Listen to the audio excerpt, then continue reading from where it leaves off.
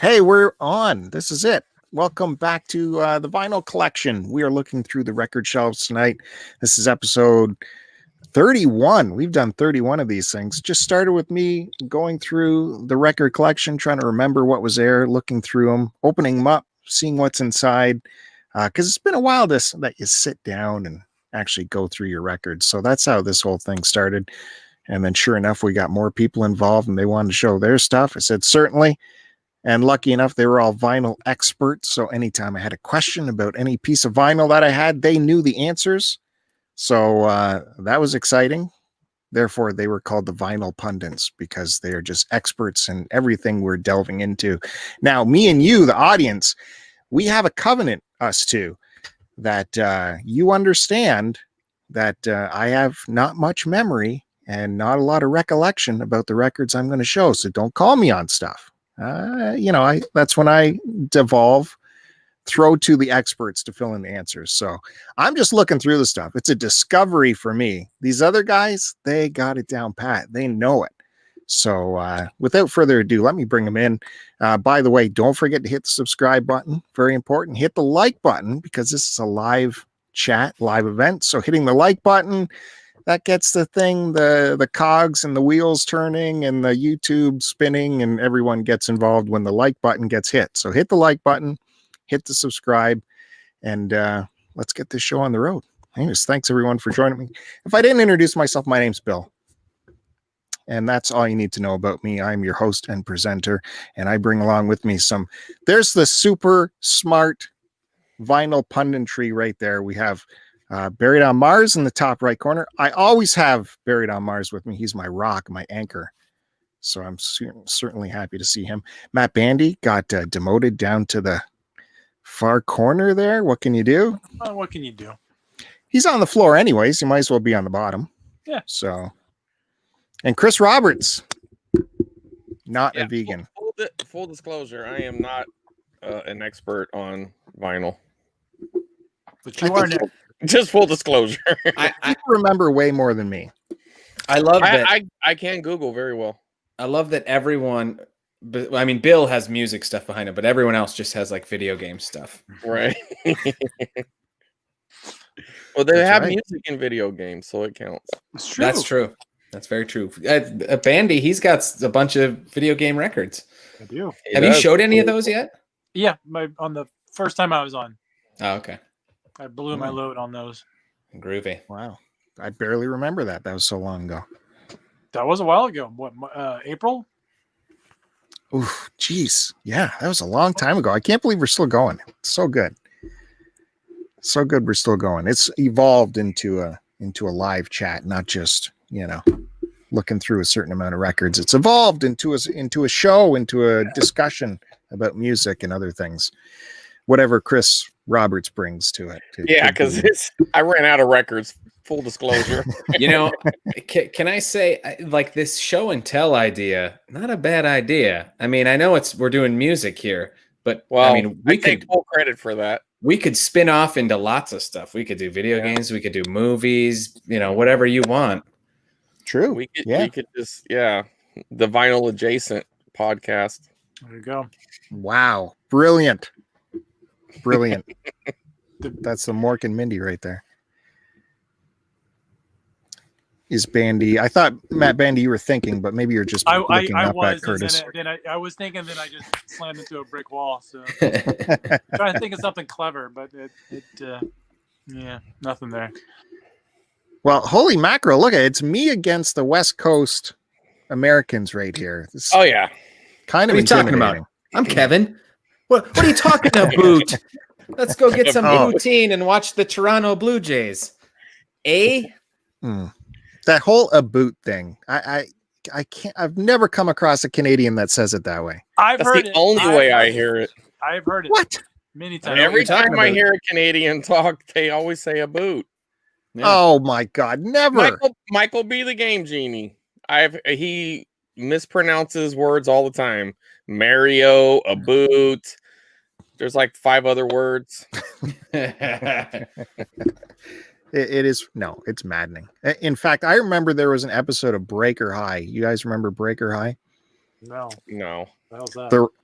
the Ryan Gosling starring kids show where they were all, it was Saved by the Bell on a yacht ship, on a boat, not a yacht, but a cruise ship. And that was their schooling, was to go on this cruise ship to all these ports of call and learn about it.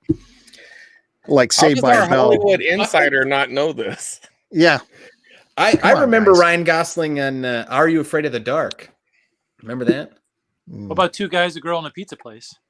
Ryan Reynolds. Oh, okay, I'm thinking of the wrong guy. Yeah, it's Whatever. okay. I Yeah, thought you were just yeah. testing my knowledge of Ryan's. 2 girls, 1 cup. Actually, I think Ryan Reynolds is I think Ryan Reynolds is Canadian, isn't he? Yeah, of course. Yeah. So you're in the same ballpark there, Bandy. Yeah. Listen, when it comes to Canada, I know all there is to know because I am Kevin, aka Buried on Mars. Nonetheless, it's a Canadian show, and but it's presented like it's an American show. So this boat ends up going to a Canadian port of call, and all these Canadian cast members start talking in this. This is how Americans perceive Canadians as speaking, and it is the most maddening episode I had to sit through. It was frustrating. I had a girlfriend once. She was big into Degrassi. That's Degrassi. yeah. That's like the extent of my Canadian show knowledge. I watched a lot of Degrassi, and I actually kind of got into it because it's so ridiculously over the top. Oh yeah, yeah. Was That was your Canadian girlfriend when you were in high school? Yeah, no, she was actually not Canadian, but loved Degrassi. I don't know why. I grew up in Wisconsin. That's pretty close to Canada. that was a big export for us. That show. We are. I was Canada adjacent.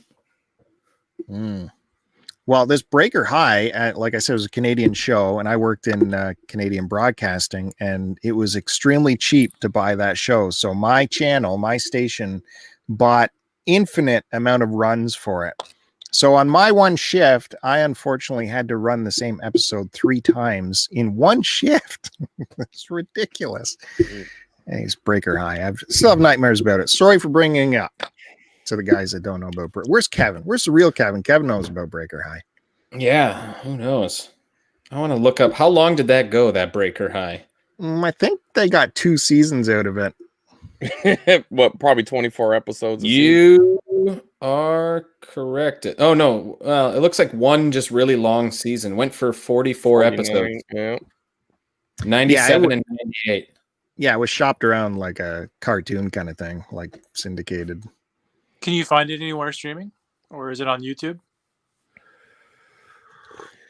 Welcome to the Vinyl Show, everybody. All right. With that, I can start off. And as we always start off here, those of us that want to, we start vinyl adjacent. Don't jump right into the records. Got to hold off, give you a little bit of a tease. So today I'm going to start off with something that was revealed on this channel earlier in this week. And I can show it to you guys now because this channel has crested over 1,000 subscribers. Hey! Nice. Really? That's awesome. Thank you. Thank you very much. Appreciate it. Because of you guys. You're right. So with the 1,000 subscribers, we are opening up the 1,000 subscriber appreciation giveaway. And since I do present a lot of live Bob Dylan music on this channel, this is an entire Bob Dylan prize pack, and it is worth thousands upon thousands of dollars, if you can believe it. I'm going to start with Mexican dollars. No, thousands upon thousands. So at some point, Bob is a huge catalog of music, right? And they had greatest hits, and then eventually his people did a box set, and that was called the Biograph box set, which was available on vinyl and 8-track and cassette and all that. And then it finally came out on CD. This is the re-released version on CD, so it's the highest fidelity version. And this was like the first ever box set in music. There wasn't box sets before this. So he again kicked off a whole new thing. Here we go with the questions. What did I say at the beginning? I mean, isn't it written on the back? Let me do my Kevin. Take my glasses down.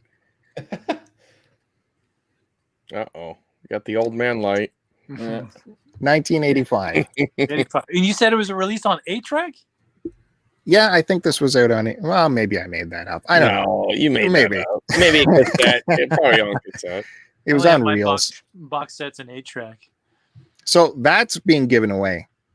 And then after Biograph, there was a couple more greatest hits stuff, but people wanted all the stuff that was being bootlegged, all of the concerts that were being passed around, all of the tracks that didn't make it on official releases. So, and Bob Dylan was heavily bootlegged besides the fact. So Columbia decided to get in on it and start releasing the bootlegs themselves officially. Of course, you guys remember the Basement tapes. Then they went on to the bootleg series. So I'm going to give away a bunch of bootleg series with this giveaway, starting with Volume 5, the Rolling Thunder Review Tour, 1975. You get a selection of tracks from that crazy concert. Rolling Thunder Review. This even comes with a DVD, as well as the 2 discs and a booklet. You get a booklet in there of what happened. You get the booklet. This DVD is really good. I think this version of ISIS, Bandy, is that one song that I wanted to play for you that would get you over on the Bob camp. This live version. ISIS? It is extraordinary. ISIS. And Teacher, you have a student asking a question over here. Oh, sorry. Go ahead. Hey, sorry. That's another word. Sorry. That's another word. Sorry. How am I supposed to say it? Sorry. That's an A. Sorry? No. Yeah. Sorry. Well, I'm sorry, but you're sorry. Right. You said it comes with a DVD. What's the DVD? If it's a 1975 bootleg thingamabobber. And it came out in 1985. Yeah. How did it do that? We're past Biograph. Oh, that was this. Okay. Sorry, I zoned out. Now we're on to this, and they included a DVD. This came out, we're going way into the future here. This came out in 2002. And it included this DVD with just a few song selections on there. But are they video? I'm just curious because if it's a video, like, is it a vintage video, like concert footage? What is it? Exactly. Okay, it is concert footage from 1975. While he was on this tour, he had a film crew with him, and he was actually assembling a movie that never got wide release called Ronaldo and Clara. So a lot of the concerts were filmed. There was actual dramatic parts that were filmed, scripted parts. Sam Shepard wrote on it, but when he finally turned in the movie, it was like over 4 hours long or something. It was completely unmarketable, and it got one release. It got panned by the critics, and it got shelved ever since. I'm shocked that Bob Dylan would do something 4 hours long. That's shocking. I can't wait to see it. I can't wait to get a real release of it. There is bootleg copies of it, of course, but there's no official release, not even a VHS or nothing. Never. It got played. Chris is like, I know, man. I'm just like, man, true. I'm finding that's a prototype. The bootleg that's out there, it got broadcast on TV somehow in like Bolivia or some shit, and someone taped it. So it was a very terrible copy of it, but no official release. So we can move on to Bootleg Series Volume 6, a 1964 concert right there. And, you can't beat him in the 60s. A lot of people love that time for Bob. Again, comes with a booklet. Lots of info there. But wait, that's not all.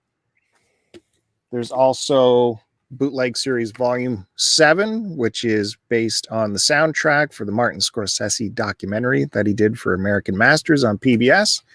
And this has a whole bunch of more tracks that were not put on the official releases.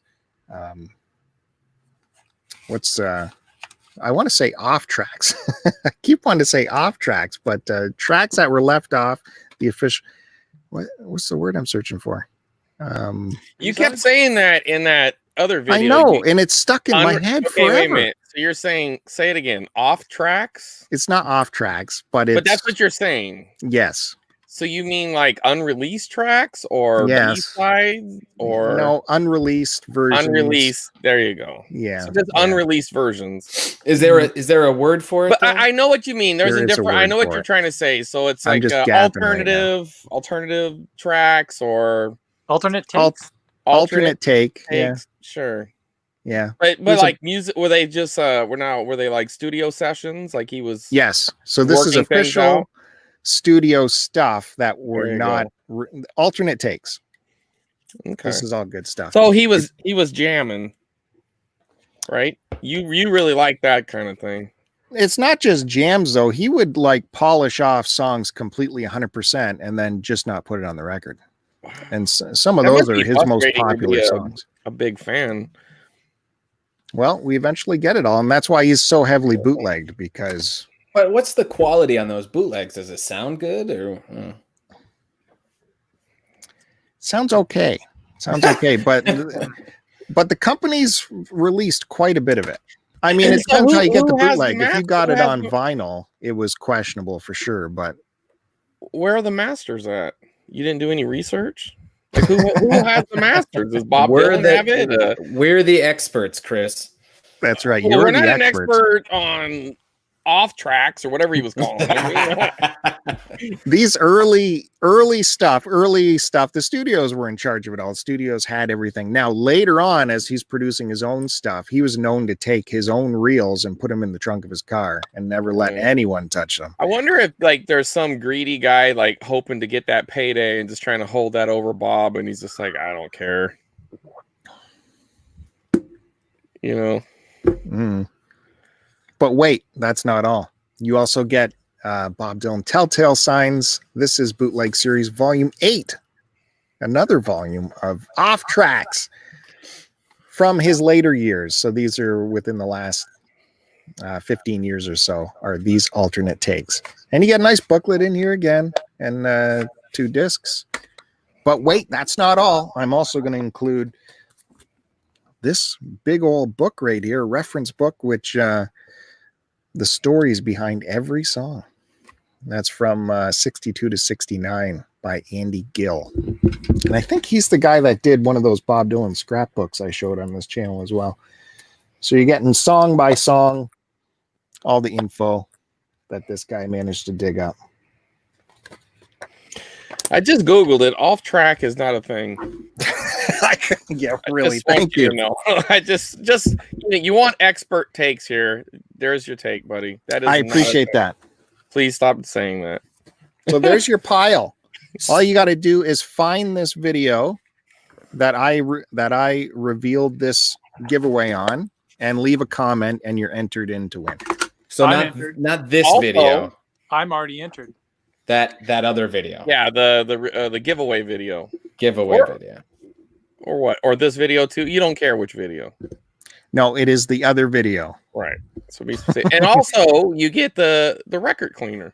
That's right. That's not all, folks. Chris Roberts is also donating a mighty prize, one that I would like for sure. Yeah. So if we weren't doing this live, he could insert it right there because it's actually in the other room, and I'm not going to do that. But it kind of looks like this, sort of. But Like not- a ding dong. right? But longer and in a box. And That's what not she edible. said. There you go. Yeah, that's true. She could say that. Yeah. I'm sure you've It heard is that a lot. really nice record brush that Chris Roberts is giving away, and it's vintage and it's in box. It's brand new, old stock. So that's pretty cool. So yeah, go look for that video. Brand. Look for that video. Leave a comment, and you're entered just by leaving a comment. You want extra entries? Retweet the social media post on this by following me at STC Pod, or look for me on Instagram and hit the follow button over there. And you get entries just like Well, that. Just hey, giving away full- entries. Full disclosure, so Bill, you don't get sued. It's brand used. All right. Just so you know. It's Oh. not, it's very good shape. It but looks. I can't guarantee that it's brand new. Mm. It has been opened. So Mhm. I haven't used it because I have 2 of them. I used one, the other one's still just sitting there. But it's very, if I was listing it on eBay, I might work it into the new other category, but most likely I would just put very good condition Okay. with Good to know. instructions. Yeah. Yeah, But it is. I thought I remembered cellophane being around it once you opened it up. No. No? That was the instructions. But it does look like it's never been used. But I'm just. Yeah. Well, that's I fine. I don't want people getting angry at you, man. The entire prize pack, folks, is used. Hate to tell you. There you But go. they're all good stuff. It's all good stuff. And with that, I can pass along to the next person. I will say later on what we're going to get through. I'm glad I have Curtiss here because I have more Elton John stuff that I got to show you that is brand new to me because of Curtiss's Elton John records he showed the last time he was here. So we'll see more of that. And we got some more new stuff. Maybe we'll get to some more Grateful Dead stuff after that. Anyways, I will pass it along to Curtiss. Okay, vinyl adjacent. As we all know, I use this to talk about what I've been listening to as recommended by you guys. So let's go through some albums, shall we? I have been going through the AC/DC library.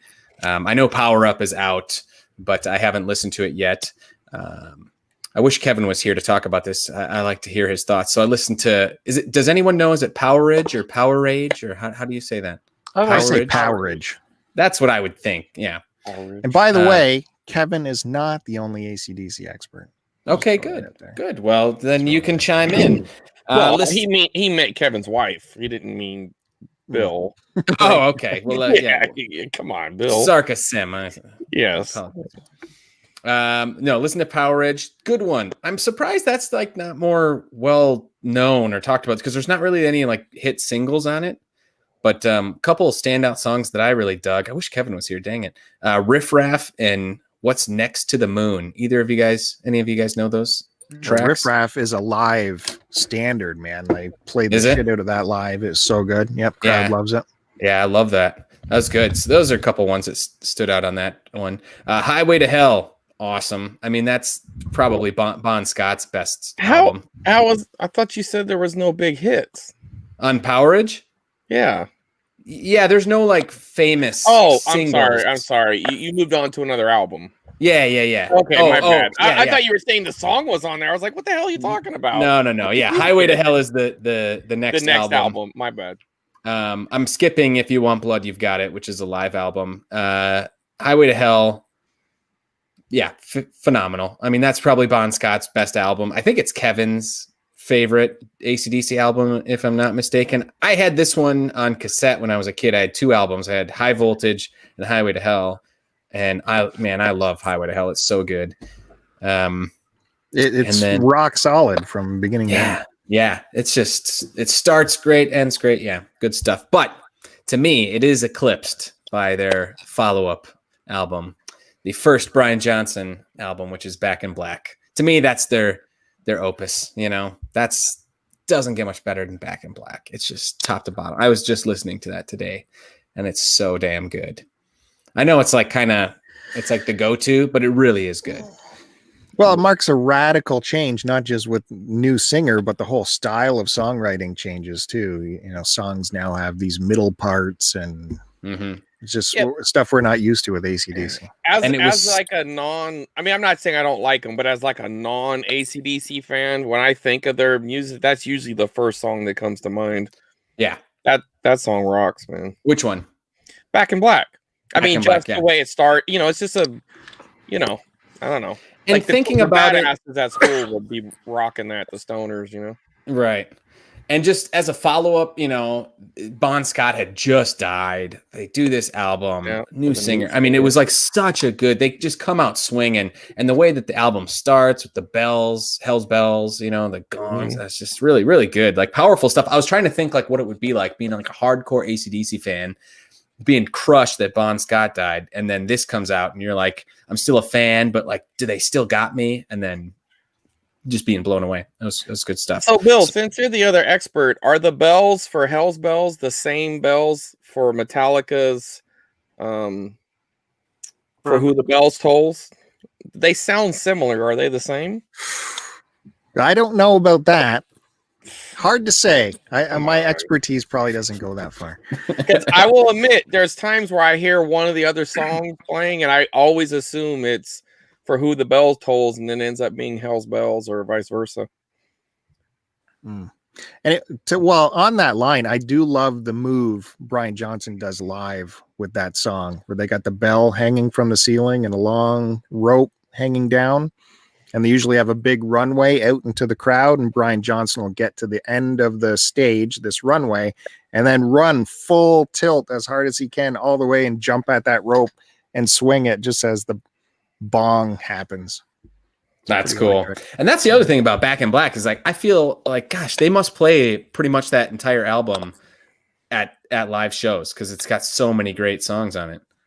I mean, you know, you got your big ones, Shoot to Thrill, Hell's Bells, Back in Black, and Shook Me All Night Long are like the big ones. But come on, What You Do for the Money, Honey, Have a Drink on Me, Rock and Roll Ain't Noise Pollution. Like, man, it's fucking crazy. Okay, so that's my AC/DC update. Now on to the fun stuff that you guys recommended. We were talking about Judas Priest a couple times ago, yeah? And there was 2 albums you gave me to listen to, British Steel and Firepower. Mm-hmm. And it was the battle of the Judas Priest albums, which one I would prefer. I believe everyone kind of suggested British Steel as kind of the go-to. And Bandy, you kind of like last minute popped in and you're like, I think you should check out Firepower. That's what I would say. And point goes to Bandy. I really did like Firepower. That was good. Don't get me wrong. I liked them both. I thought British Steel was great and a wonderful recommendation, but I think like at the end of the day, I don't know, something about Firepower got me. Like it's got a definitely more polished and modern sound. And I think that's for someone who's never listened to Judas Priest before, that's a good entry to them because listening to British Steel, I think when it first came out would be different than listening to it now. It would definitely sound more fresh then. But I think once you get into them, it'll be easier to go back and listen to some of the older stuff. But the Firepower is a great jumping on point. So that was a lot of fun. And then this next album.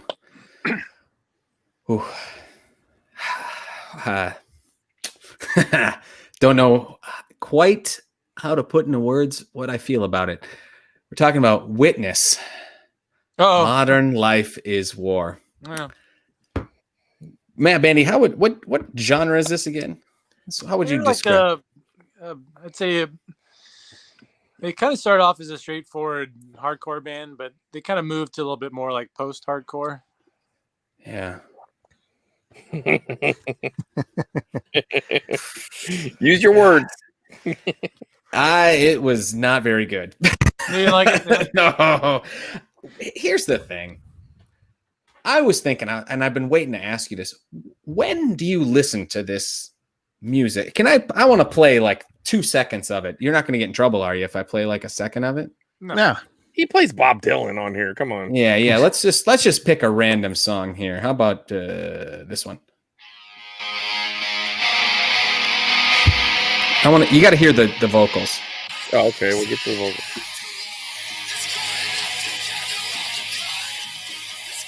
You hear that? They now own your channel, Bill. Oh,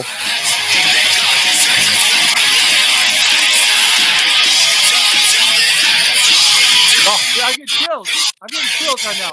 Fuck, that song's so good.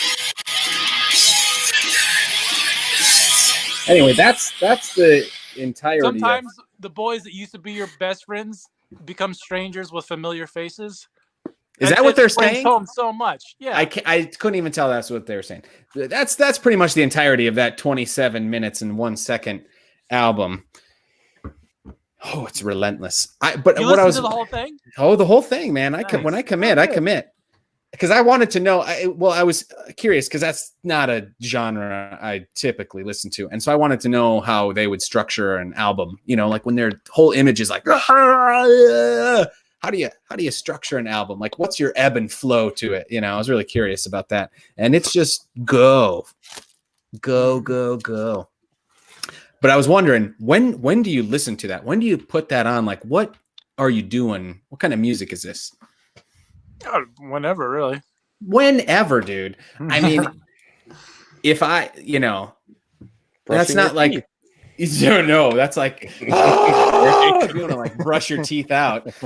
Yeah, because I'll play music sometimes when I'm working in the office, and even AC/DC sometimes is like, oh, it's a little too much, man. It's like it's making me anxious. Like I got to work harder or something. Like I need something more chill. And I was like, when would you play this? Because it's so just like in your face, unrelenting. I think with Modern Life is War, especially that record, like the vocals are, I think, the most intense thing about that record. Like the vocals are very intense and a lot of emotion through that.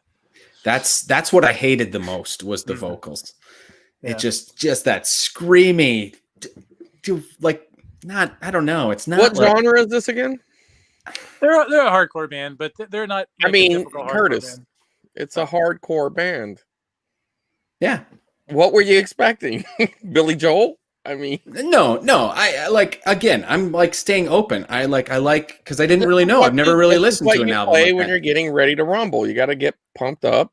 Oh, that's actually kind of more. Well, the song structure and the songwriting for that band is not like a typical punk rock hardcore band. That's kind of their root in what they grew up with, and aesthetically and kind of inspiration is more in that vein, but like musically it's a lot different than other hardcore punk bands. But it's very melodic, but it's also really, it's like you said, the vocals are pretty aggressive and intense for that band. Yeah. But I'm glad I listened to it because I like, again, I'd never heard anything. You didn't even like that the Dead Ramones song? That's a little bit more catchier. No. Okay.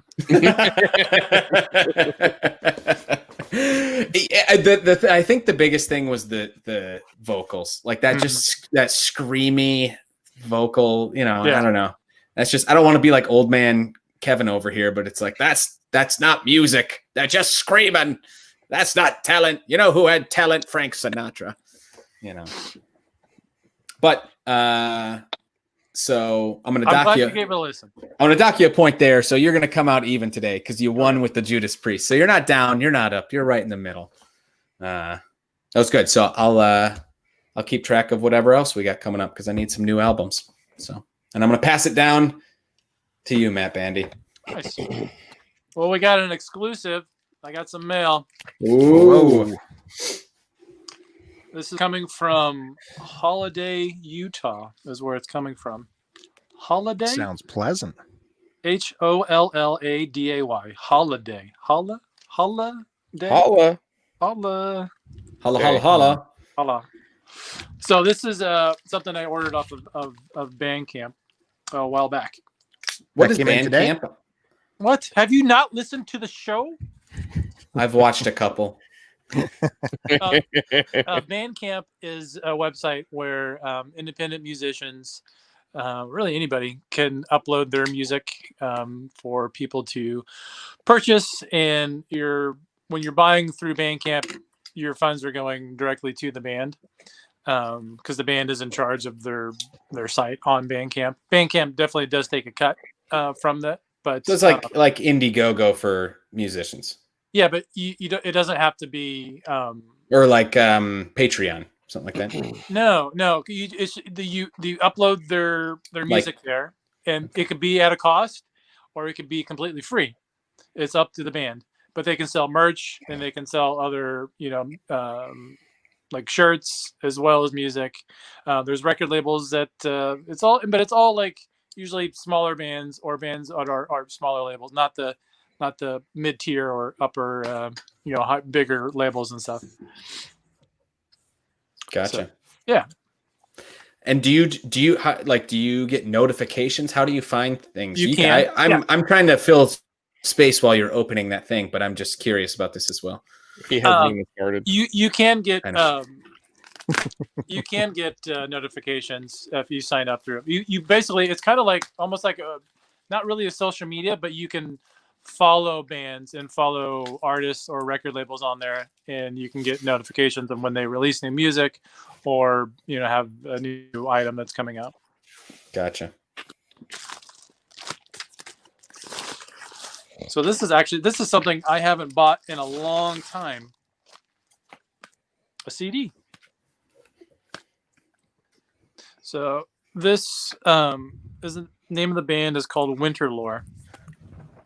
And I haven't had a chance to listen to this yet, but I like this band has one member of another band from Utah called Kaladin Brood, and it's, I guess you would say this is epic black metal. Epic. Yeah.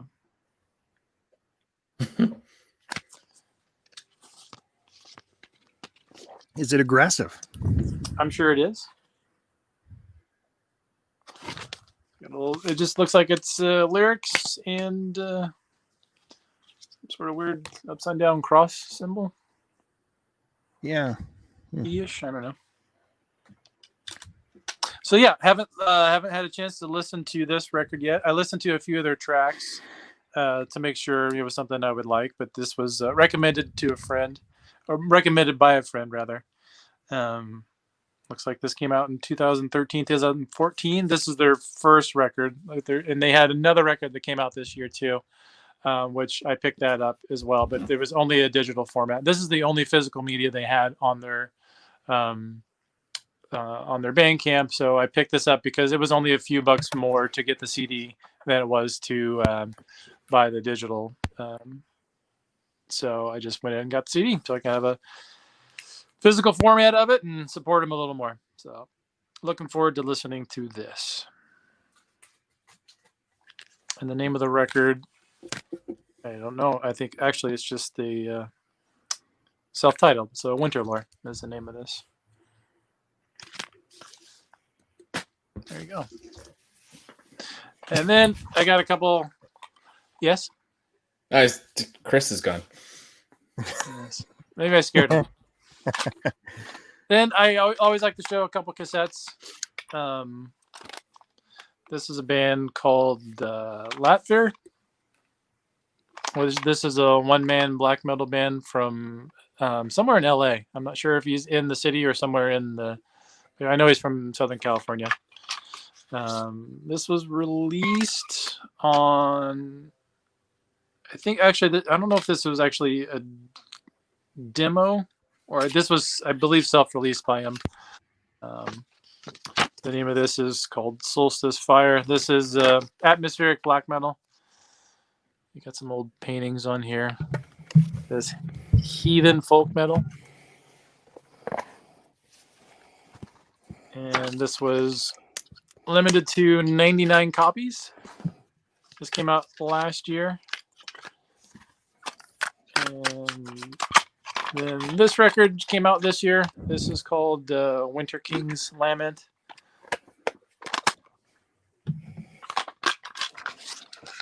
On a white cassette. I thought your Napa Valley holder was full. Where are you going to put these? It is full. I pulled it out. I pulled these releases out from there to show you. Oh. Bandy, how many cassettes would you say you own?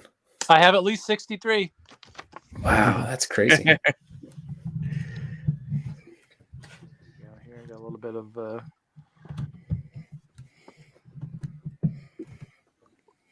no lyrics, just a little write-up and credit to the artists whose paintings or drawings were in here. So yeah, Curtis, don't listen to this.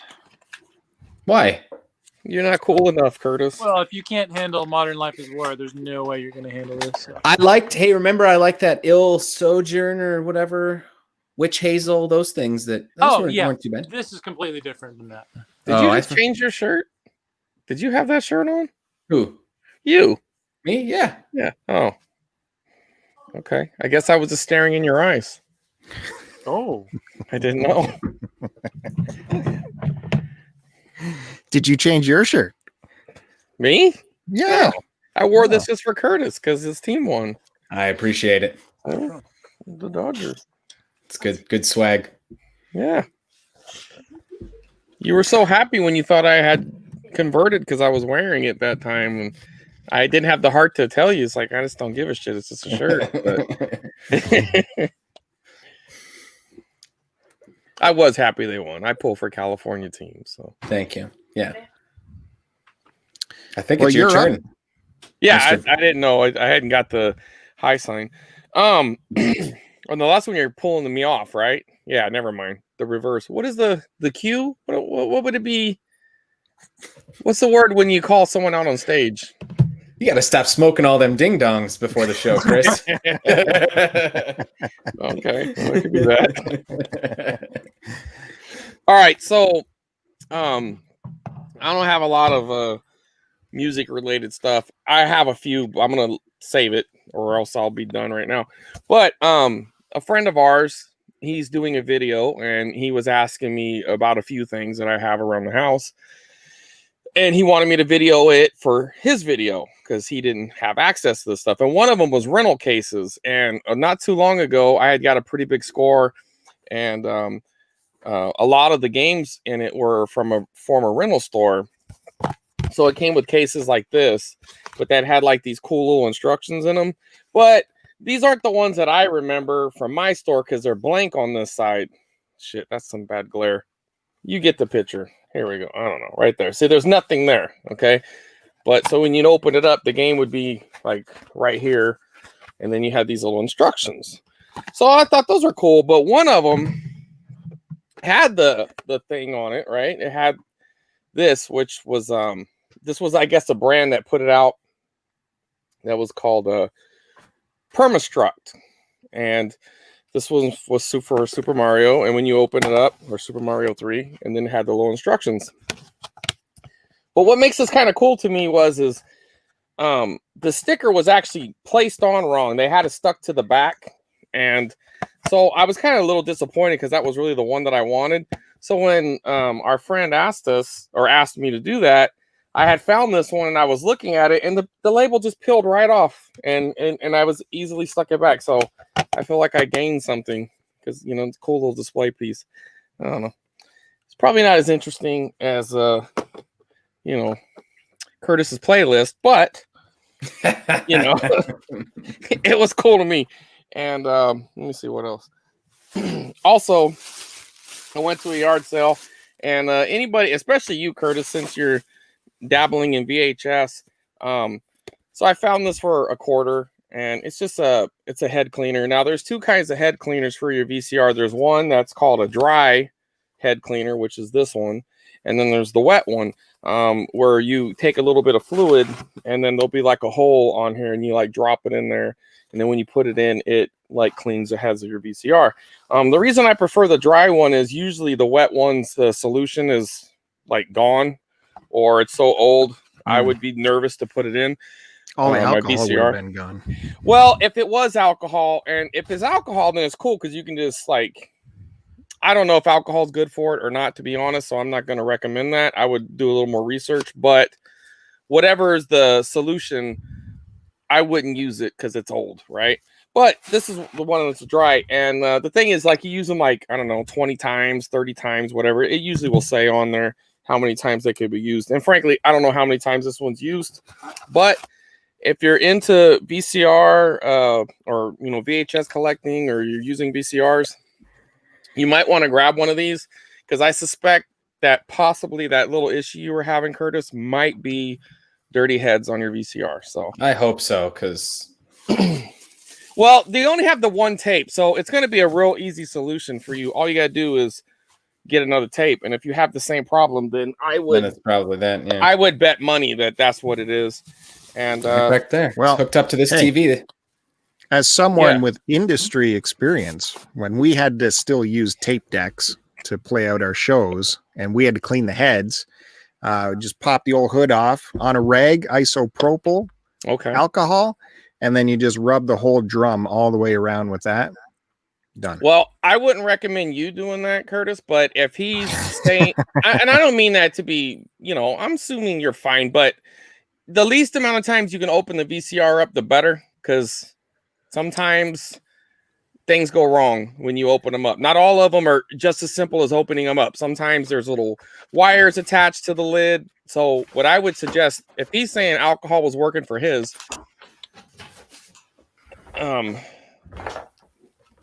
then I would just seek.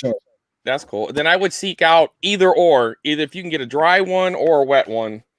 Right. This is my only VHS that I own. Right. That's the widescreen version too. It is the widescreen collector. That's the collector's case. Those are they're not really worth a lot, but they're definitely, you don't see them, so that's kind of cool. And it came with ephemera too, if I remember correctly. Oh, it's loaded with ephemera. Right. What's the difference between ephemera and accoutrement? Accoutrement is not a. I don't know. That could include ephemera. That would be French, and ephemera is English. Well, I guess now you know. But anyway, yeah. So when I play this in the VCR, like every 5 seconds, it like fuzzes out.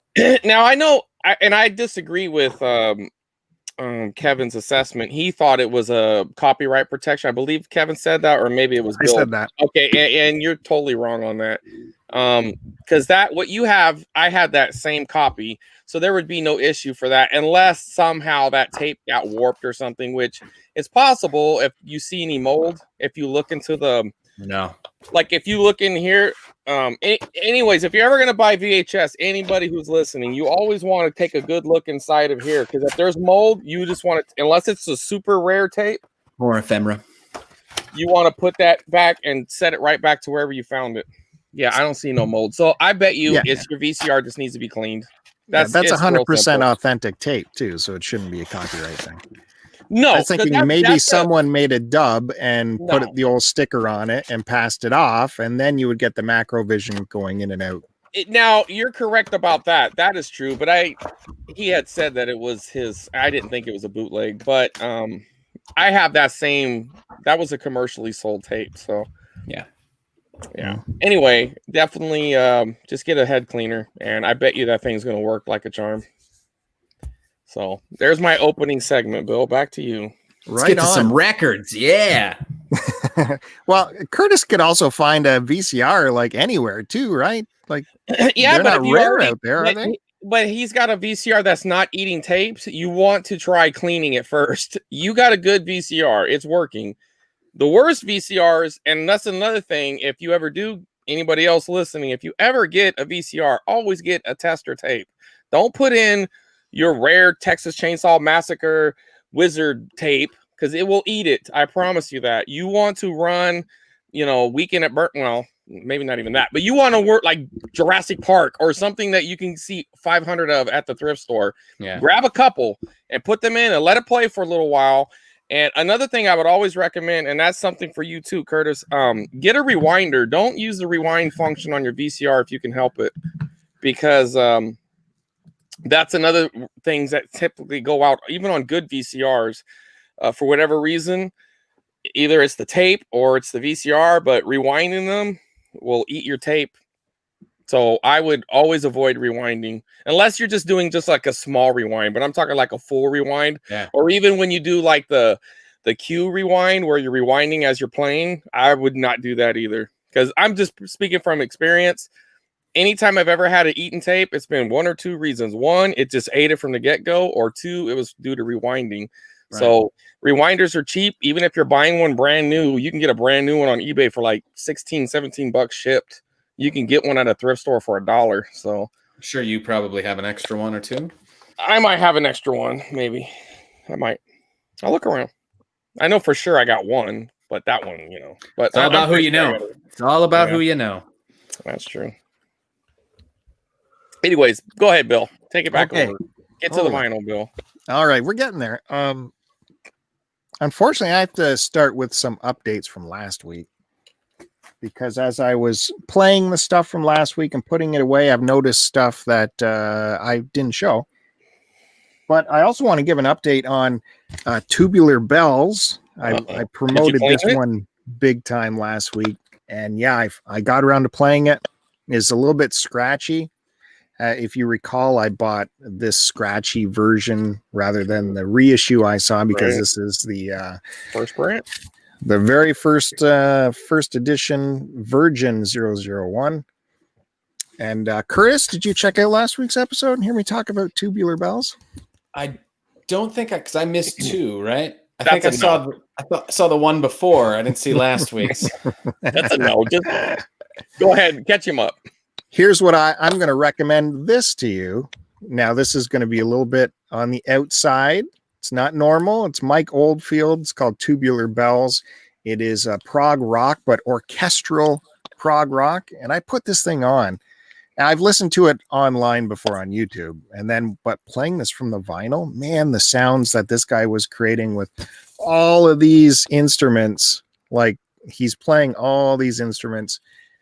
At one point, the bass got so low, I thought my speakers were going to like vibrate out of their housing. It just got lower and lower and lower and lower. It was really crazy. It's really cool.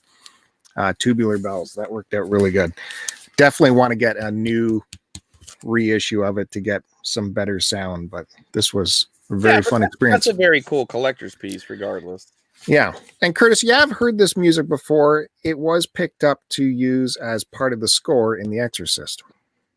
So then I definitely have heard it.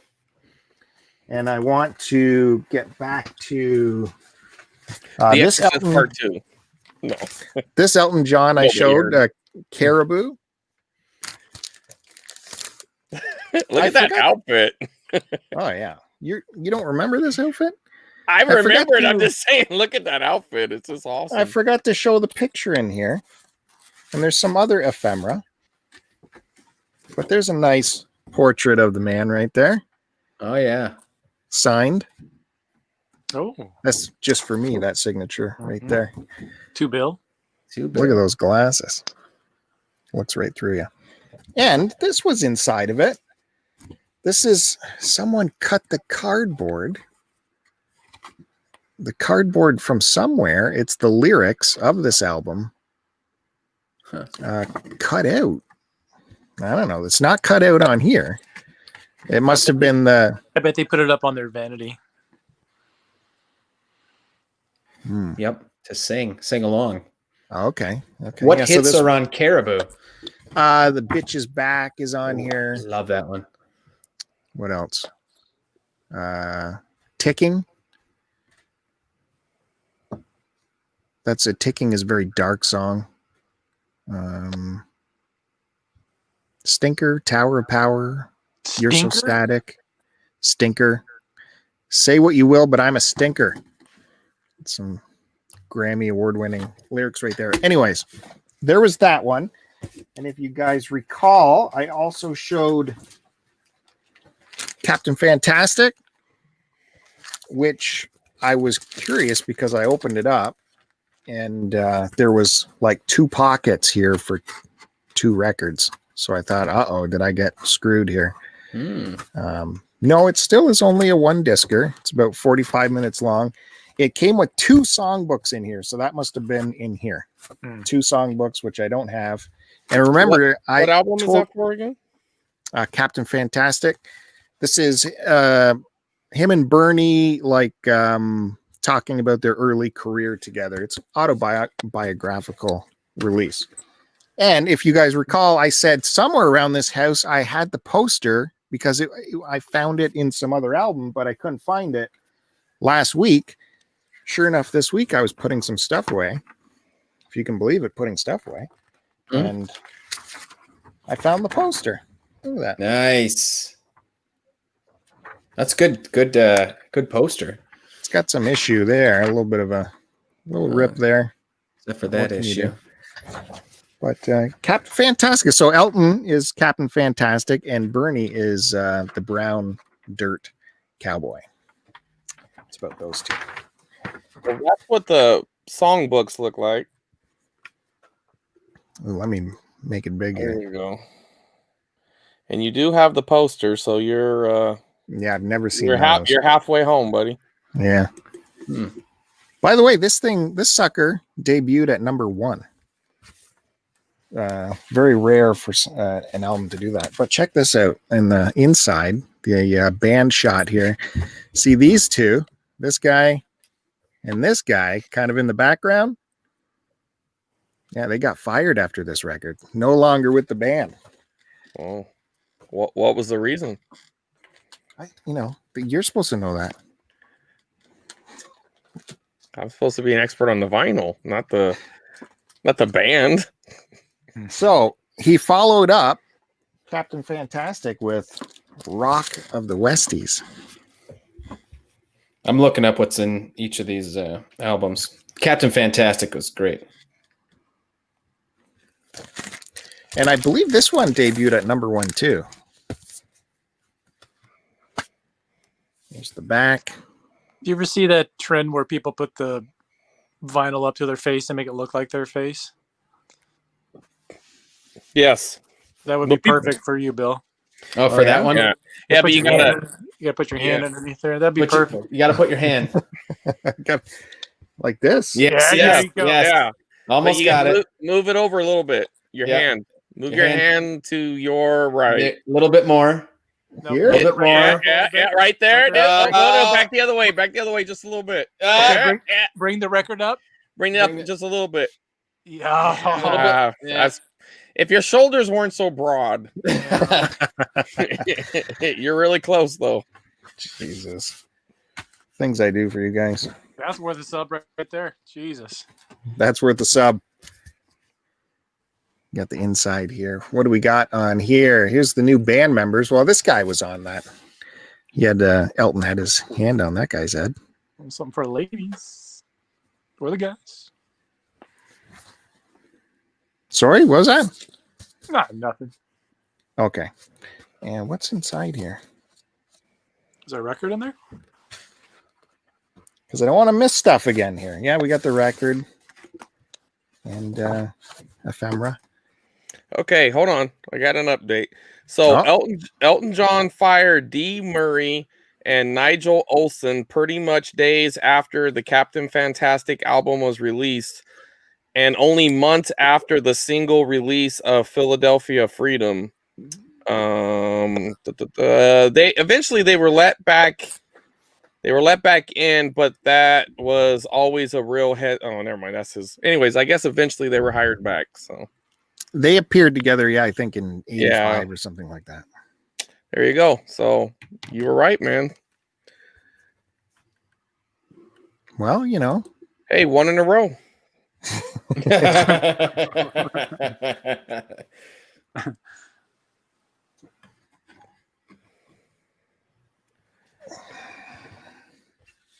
And we got a lyric sheet here. What's the songs on here?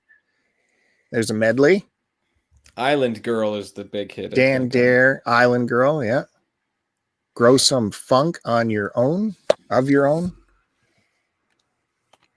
I Feel Like a Bullet, In the Gun of Robert Ford. Street Kids. Billy Bones and the White Bird. Okay. Billy Bones. Yeah. Everybody knows Billy Bones.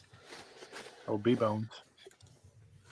So yeah, because of Curtiss, I picked up those. I went searching for Elton John stuff, and that's what I came back with. Well done. That makes me want to go out and search for more Elton John stuff because I don't have enough, and I don't have any of those albums. I'd love to get Captain Fantastic. That one's a phenomenal record.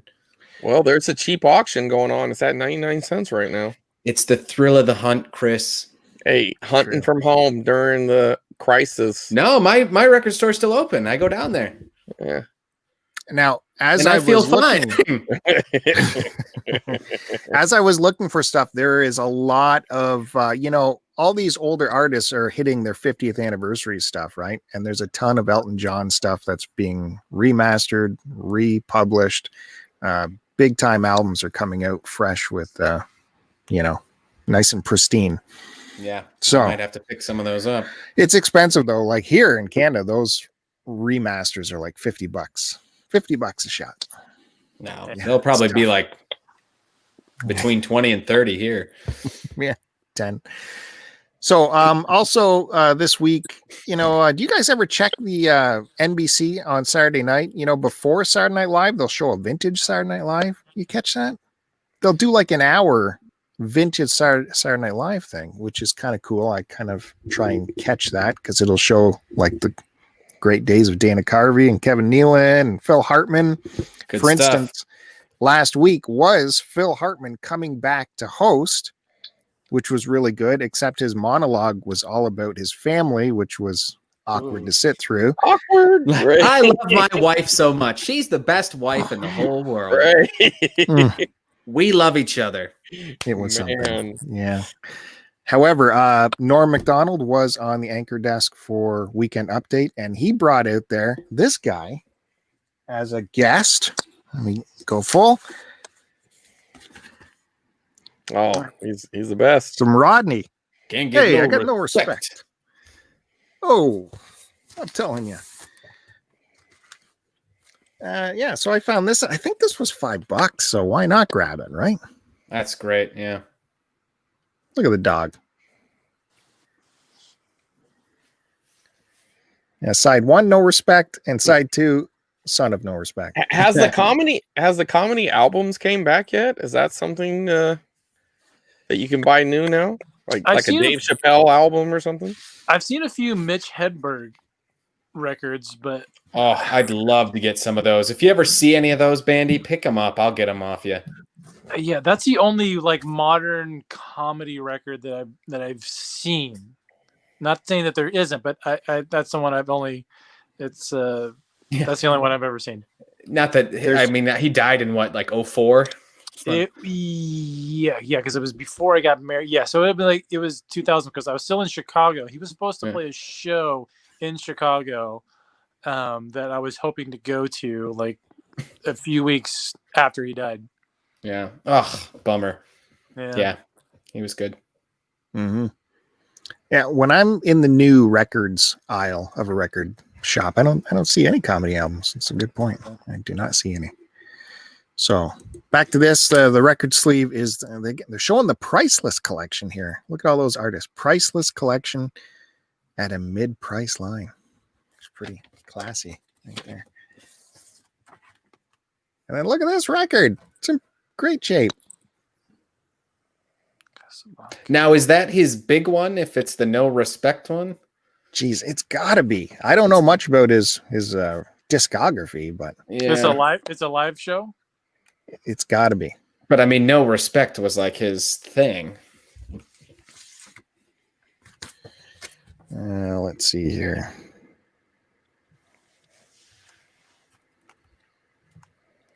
Recorded live at Dangerfields. That is the on Spotify. That's the most popular of his albums. Is No Respect. Does it show how many albums he put out? Yeah. Let's see. He did 2. Really? Wow. Well, I guess there was 3. There was one that must have come out this year, but it's it's a thing. But yeah, albums. He had No Respect in 1980 and What's in a Name in 1990. Well, don't forget he also released Rappin' Ronnie. This does have a disclaimer on it. Certain words might be considered. It might be bad for children. Just children under 16. So yeah, I'll pause there and pass it along. See what else. See what Curtis brought for us. All right. Well, so last time I was here, I was doing my oneers, which I thought I grabbed them all. Not even close. I don't know what I was thinking. So I thought today, I'll do the rest of the oneers. And then I started going through them and I was like, wow, I have so many of these left. And I'm confused because have I shown these on the show before? Which ones have I shown? Oh my gosh, this is going to get really confusing. And I decided, you know what? Screw it. I'm just going to start at the beginning and bill it, go all the way through. So at the beginning of my collection is I have compilations and stuff. So we're going to be jumping into that. Now this one's got a good little story. I'll show it first before I tell the story. And that is the Elvis Presley story. Limited edition collector's treasury. Oh. This is there's nothing there. Yeah. Now, why I have this, I'm not like a big Elvis fan or something, if that's what you're thinking.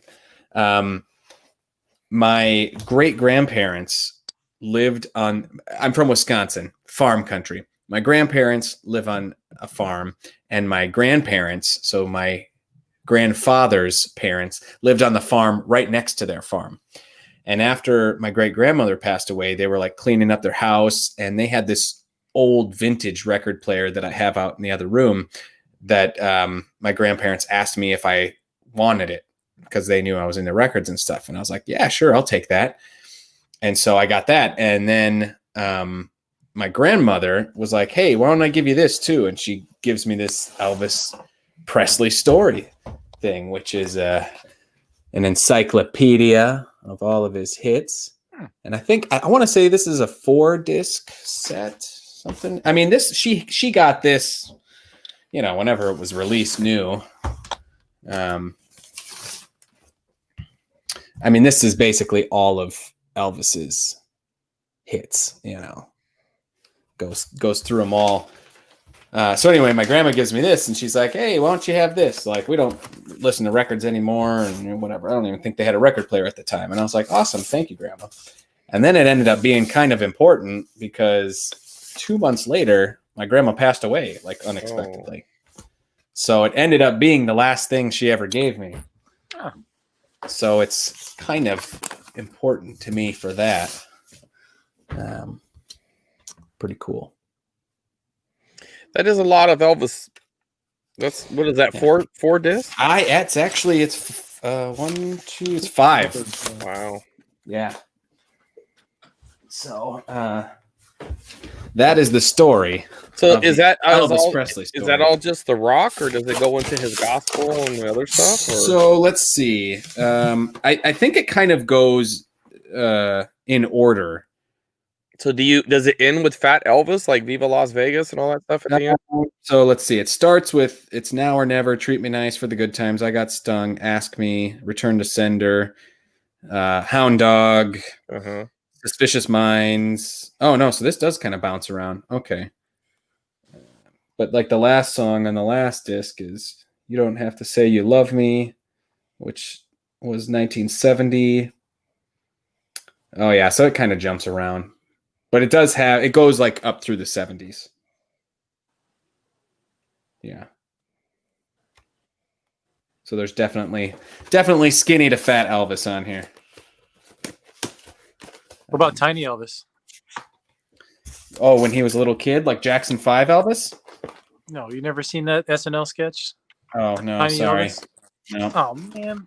Maybe Anybody? Bill has. Anybody? Yeah, I did, but I just didn't remember it. Tanya? Whoa, man, look at that knob. What era was that? Geez, I don't know. Probably either late 70s, early 80s. Oh, okay. I think. So that is Tiny Elvis. Check that out. So that sits at the end of my record collection. And then this one, I for the life of me don't remember where I picked this up, but this is Superstars of the 70s.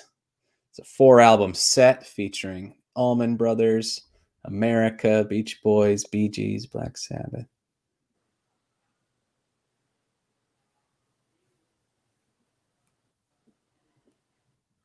Nice. And then there's even more. JoJo Gunn? Gunn? I know who that is.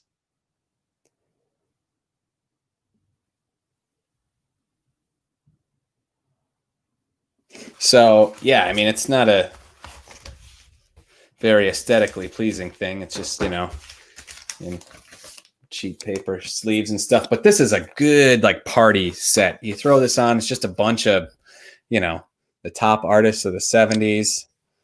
And so, like, this one's got what? School's Out, Summer Breeze, Surf's Up, Sail Away. Both sides now, Tightrope On. Good stuff. This is a fun one. This has gotten a lot of play. I used to have this thing with my friends called the Friday Night Drink, where we would all get together on Friday nights and drink. And we would play a lot of these compilation records. Oh, here's a couple Christmas ones. Christmas time's coming up. What is this one? I got this for $1. The greatest hits of Christmas. So this looks like it's got some more of your Christian hits, Silent Night, and Joy to the World. Oh no, there's some good ones on there. Yeah, I'll Be Home for Christmas. Oh, it's a little mix in there. Did it say orchestra? Yeah, the Eugene Ormandy and the Philadelphia Orchestra. Good old Eugene. Yeah. He really turned the Philharmonic around when he came in. Oh, big time. Yeah. Yeah. This is cool. Got these ads on there. Oh, I like that. What is stereophonic sound? Yeah. Oh, classic. Good stuff. Always throw this on around this time of year. I got to get some more Christmas albums. Do you guys get like the holiday albums? I don't have any. I hate it. Really? Really? Here's a good one. Christmas medleys. So Roy Conniff, Jackson 5, Engelbert Humperdinck, Carpenters, and some more Elvis. So this is it's a good one. I like this one. I like it. Oh yeah, it comes in here. Nice plastic. Oh, this has got some writing on it. Let's see what it says. Mrs. Rosita something, and it looks like it's got an address. That's just California. They did not want to lose that record. Send her some love. And it looks like it's got a date on here too. What does that say? 1984. 10/26/84.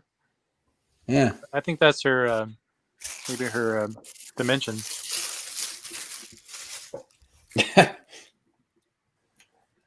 So that's my Christmas medley.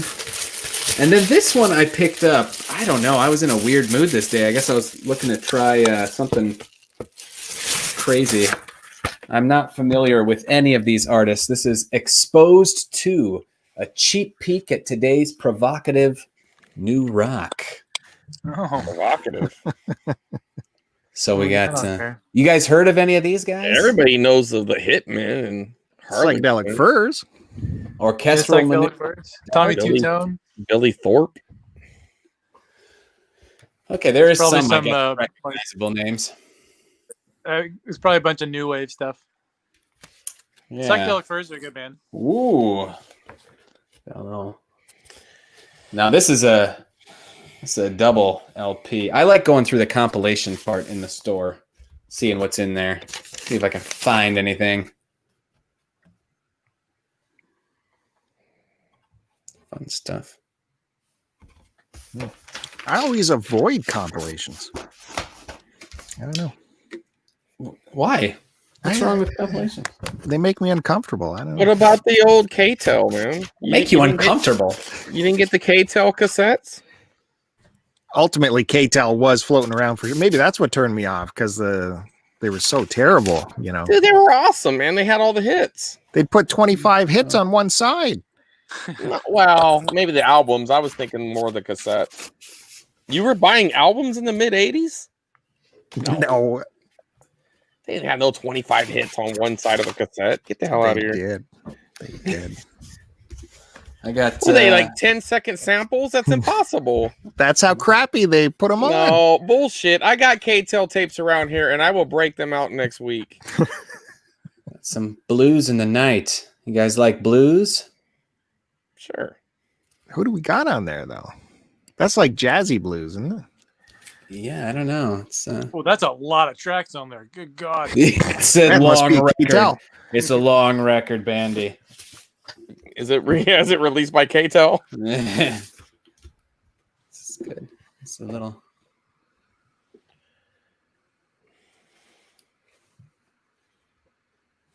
Yeah, I don't listen to this one too much. I bet you that's pretty good. Who's on Why, there? why do you bet that? I actually what's up? I said, why would you bet that? Who's on there? It's hard to say because they just okay. So they got here we go. Oh, we got Joe Wilder, Hank Jones, John Hank Jones. Mahegan, Mundolo, Chuck Wayne, Ed Safransky, George. So when DeVivia. Jimmy Crawford, his song is just drums and that's it. Yeah. So it's just a drum song. It's just a. I think it's those guys scatting and bebopping for like 40 minutes straight. Yeah, I think it's probably pretty good. Now these ones are pretty fun. I would love to collect the whole set of these someday. So this is Electric 70s, and it is the oh gosh, where is it? Hold on. No, this way. Baby Boomer Classics. Whoa. So this is a great one. Check out this playlist. An American Band, Blinded by the Light, Paranoid. Wow. Jeez. Wow, to go from Blinded by the Light to Paranoid? Yeah. And then Midnight Rider, those ain't matching up. But I love the songs. Baby boomers Those are like great. that. That's not for baby boomers. So what's great is it shows all of the ones that, to get. Oh, that's cool. You got 50s and 60s and 70s, I believe. Subset not complete. Subset not complete yet. No. Just basic. Yeah, how many of those do you have? I mean, I guess you're going to tell us, right? I'm going to show you. So I got. Just watch the movie. It's coming. Yeah. Watch this part.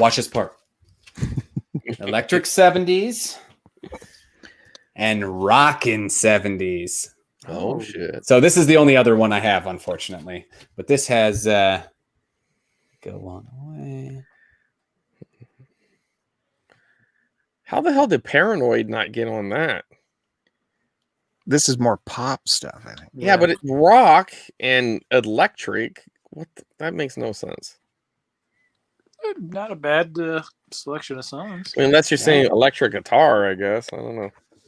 So those are the only two I have of that. So if you find any of the Baby Boomer classics, Chris or Matt, pick it up. I want it.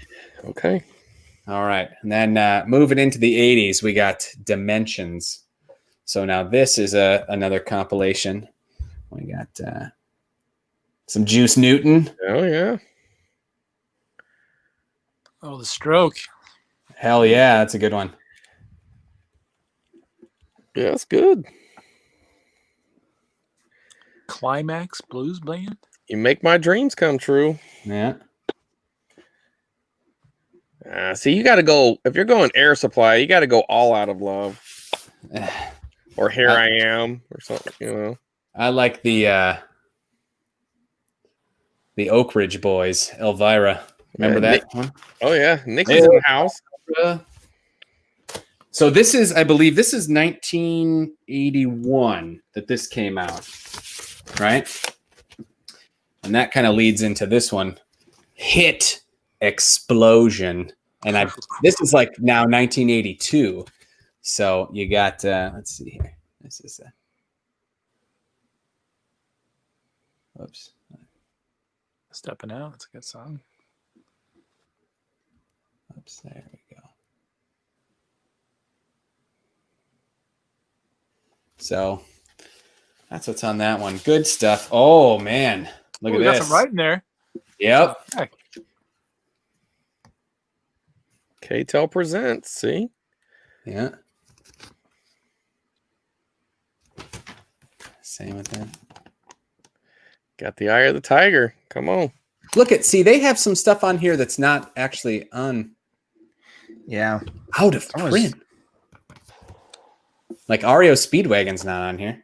I didn't see Rush on there. Maybe it's a hidden track. You know what? REO Speedwagon is on here. See? Keep the Fire Burning. Okay, I forgot that was on this side.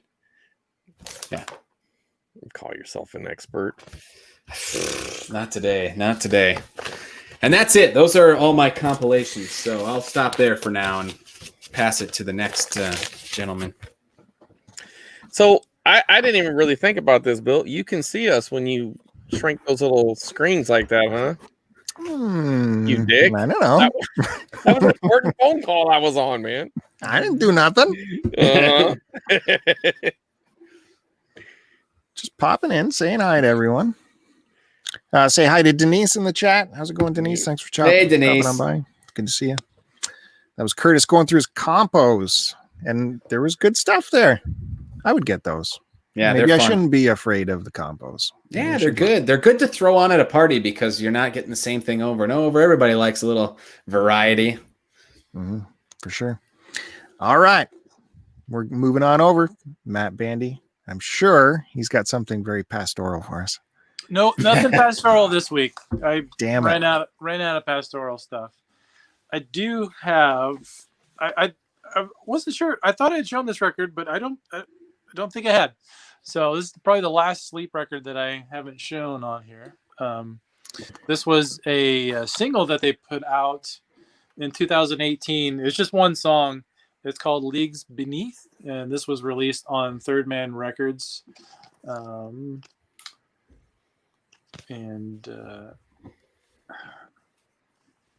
believe those are the lyrics on the back. But what's cool about this record, this was like super cheap too. I was surprised when I went to pick this up. I picked it up on the day. You said those are the lyrics on the back? Yeah.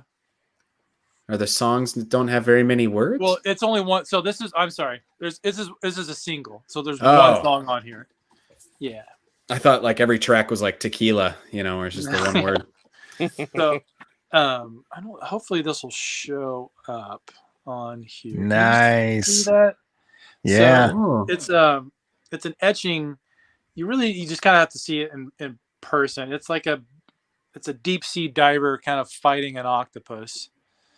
And yeah, you can't. Don't see that. Yeah. So usually you have to cross your eyes and kind of like pull it away from you, and then you see the image. It's even kind of hard to see in person if you're not holding it right. So, but it's cool. So a lot of I like some of these singles that they put out that will have this cool kind of etching on the back.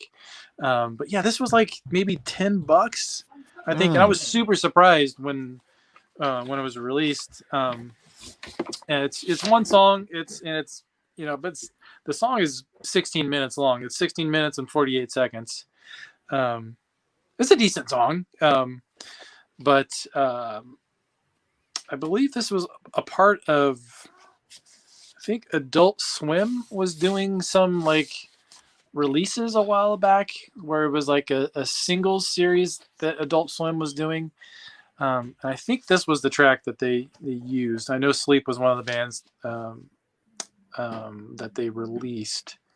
But this was out on Third Man Records, which is, I believe, they did their last LP was on Third Man Records as well. Yeah, they keep releasing merch through Third Man too. There's new stuff out there all the time. I don't know if they are like now signed to that record label or if they just did that one record. Sleep doesn't release too many records. Usually there's quite a bit of time in between their releases, but yeah, this is a cool one. And there's one other Sleep record that I don't have, which is oddly enough another single. But yeah, this was the only Sleep record I haven't shown on here. And this record is by a band from Chicago called Pelican. This is instrumental stuff.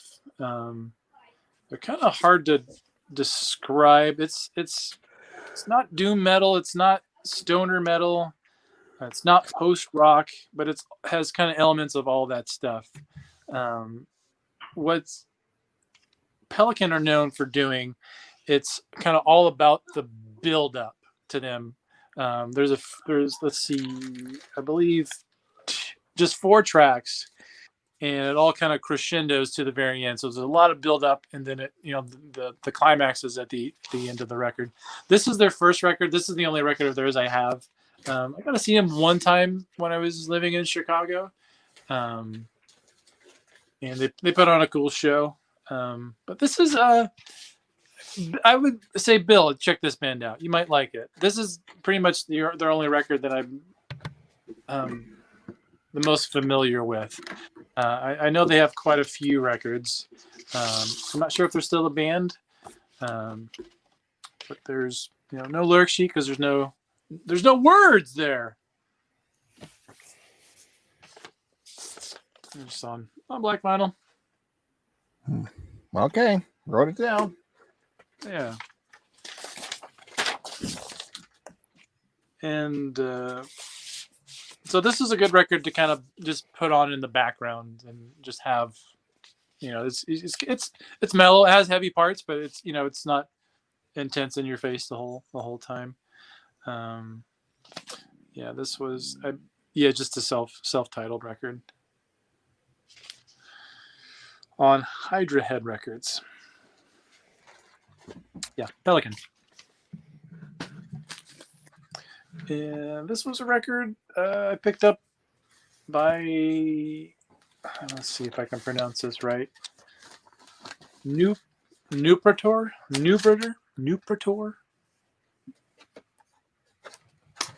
I don't know how it's pronounced because I've never heard anyone say it before. So, this is a one-man band. He's, I believe, from Maryland. Let's see if it says on here. Yeah, he's from Maryland. This is a doom metal record. I got this on a whim without even hearing it, because just solely I like this record label, Shadow Kingdom Records, and I like their stuff. They release a lot of quality stuff. Music kind of all over the place. Traditional heavy metal, black metal, doom metal. They don't really stick to one genre, just heavy metal. But this was a cool release. I've only listened to it a few times. It's kind of on a black splatter vinyl here. Yeah, shallow splatter. Yeah. And the name of this record is called The Hierarch. So this kind of is very traditional sounding US doom metal. Sounds a lot like Saint Vitus, Trouble, that sort of thing. You got the lyric sheet here.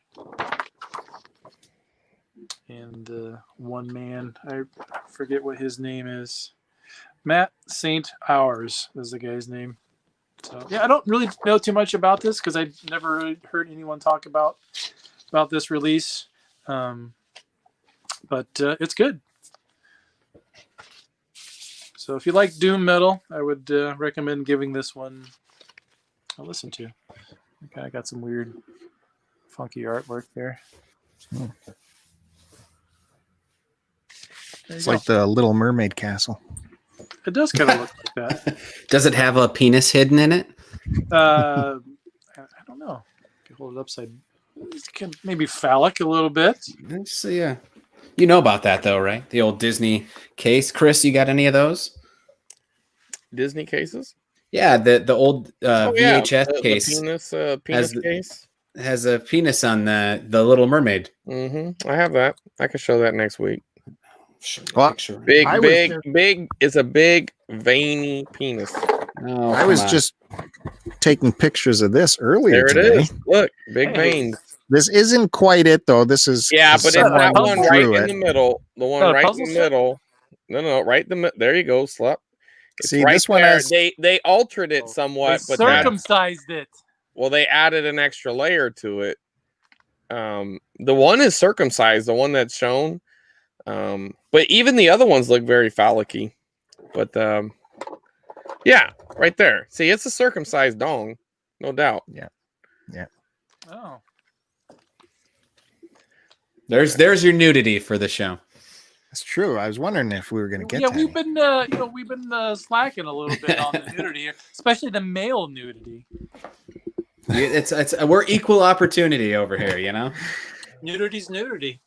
That's right. Hey, last year we filled up the bucket pretty full with nudity. If you recall the album book I showed. Yeah, there was a lot in that. Yeah, we kind of hit the quota for a while.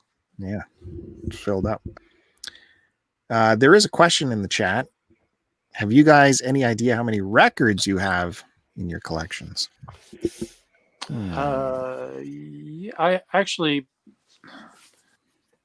I would have to go on Discogs because it has the exact. Every time I get a new record, I always input it in there, so it has the exact amount of records that I have. But at my last, I know it was under 2,000. Oh my gosh! Whoa! Wow! It used to be more when I was heavily collecting 45s, and I had there was a lot more. I had hundreds of Soul 45s, Soul R&B 45s. But I sold that collection off to a buddy of mine. So Jesus, where are you storing all that? They're all out in my living room. In my Do you have like a big stand thing? Yeah, I have like the standard like IKEA thing that every record. The big square. Yeah. Yeah. But I mean, it works really well. I'm almost 40 years old, and I've been collecting since my 20s. So I've been collecting records for about 20 years. So. Yeah. That's So basically, to have that many. When we all run out of stuff, it's just going to be a Bandy showing off show. It's ridiculous. 100%. Curtis, what about you? I was doing some quick math here. I would probably guess I have somewhere between 120 and 150. If I had to guess, it's not a whole lot. I've never counted myself. Certainly no 2,000. You'd have to take a zero off for me. I would guess somewhere north of 250 to something. Not sure what. So this is all combining like 7 inches and 12 in LPs too. So I have a ton of that. A big chunk of that collection is also like punk rock and hardcore 7 inches. I have a massive amount of those. Yeah, this show will soon just be the three of us, showing He-Man figures and stuff. When Andy gets to show a record. I have He-Man figures too. Good.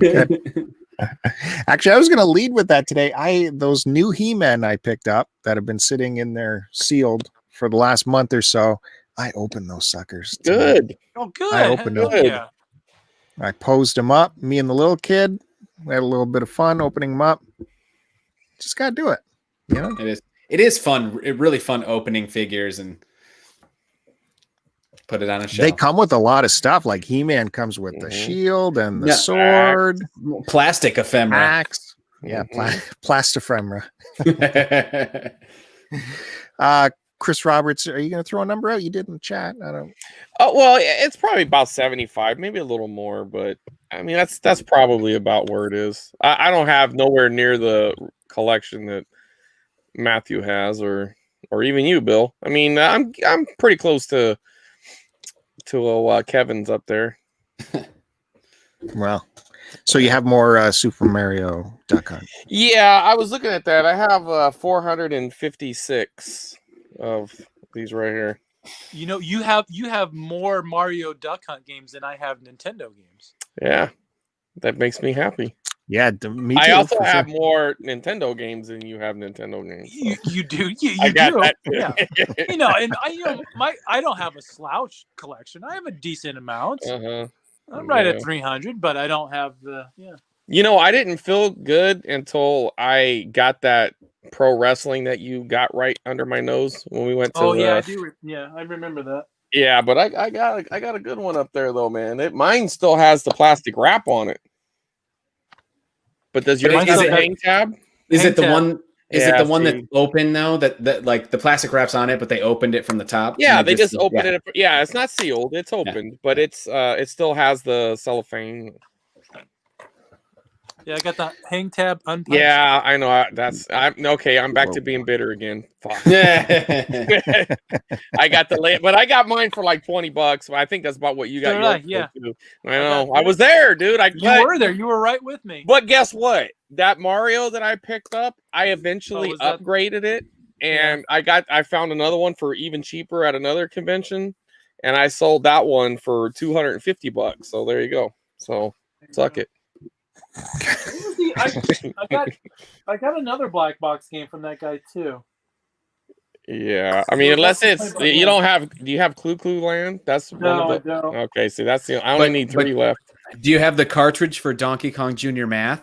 I do. Thank you, Curtis. Yeah, nice. All right, Chris Roberts, we are at you.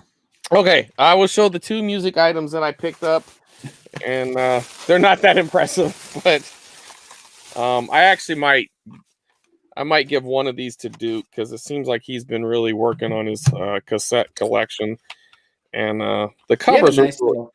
He had a nice little set there too. He does. I'm gonna take him out of the little dildos there because they're all dirty. But I found Rat out of the cellar for a whole 10 cents. Nice. What's on that one? Well, the big hits Round and Round. Yeah, okay. I mean, they had another album that I know of, but this was it. This is what made them famous, as far as I'm concerned. At least this is what made them MTV famous. Yeah. That Round and Round video, I mean, you couldn't turn on MTV and not see that at least once an hour for a while anyways. And then the other one, and this is just because it was 10 cents, Survivor, Eye of the Tiger. So, and I remember when my friend got this, he got 2 cassettes for, I don't know, it was his birthday. One was Quiet Riot, Mental Health, and the other one was this. And we were so excited to listen to Eye of the Tiger, and we'd play it, and then we'd rewind it, and then play it again. And because like the rest of the shit sucks. I mean, at least that's the way I remember it. It might be okay, but I don't think I've ever heard anything else that they did besides that. Yeah, it was Eye of the Tiger, and the rest of it was like not Eye of the Tiger. That's what the rest of it should have been. It should have just been, it should have said Eye of the Tiger, and then the rest is not Eye of the Tiger, because that's essentially what you got with this album. But I don't know. It's just kind of a cool piece of 80s history, I guess. What was the name of that album? Eye of the Tiger. Oh, Eye of the Tiger. Right. They wanted you to know Eye of the Tiger was on this because this is it. This is their chance. Rocky made them famous, and even Hulk Hogan for that matter, because he used it as his theme song for a little bit. I'll tell you what. I'm going to listen to that album, and I'm going to find the other song, another good Survivor song. Good luck.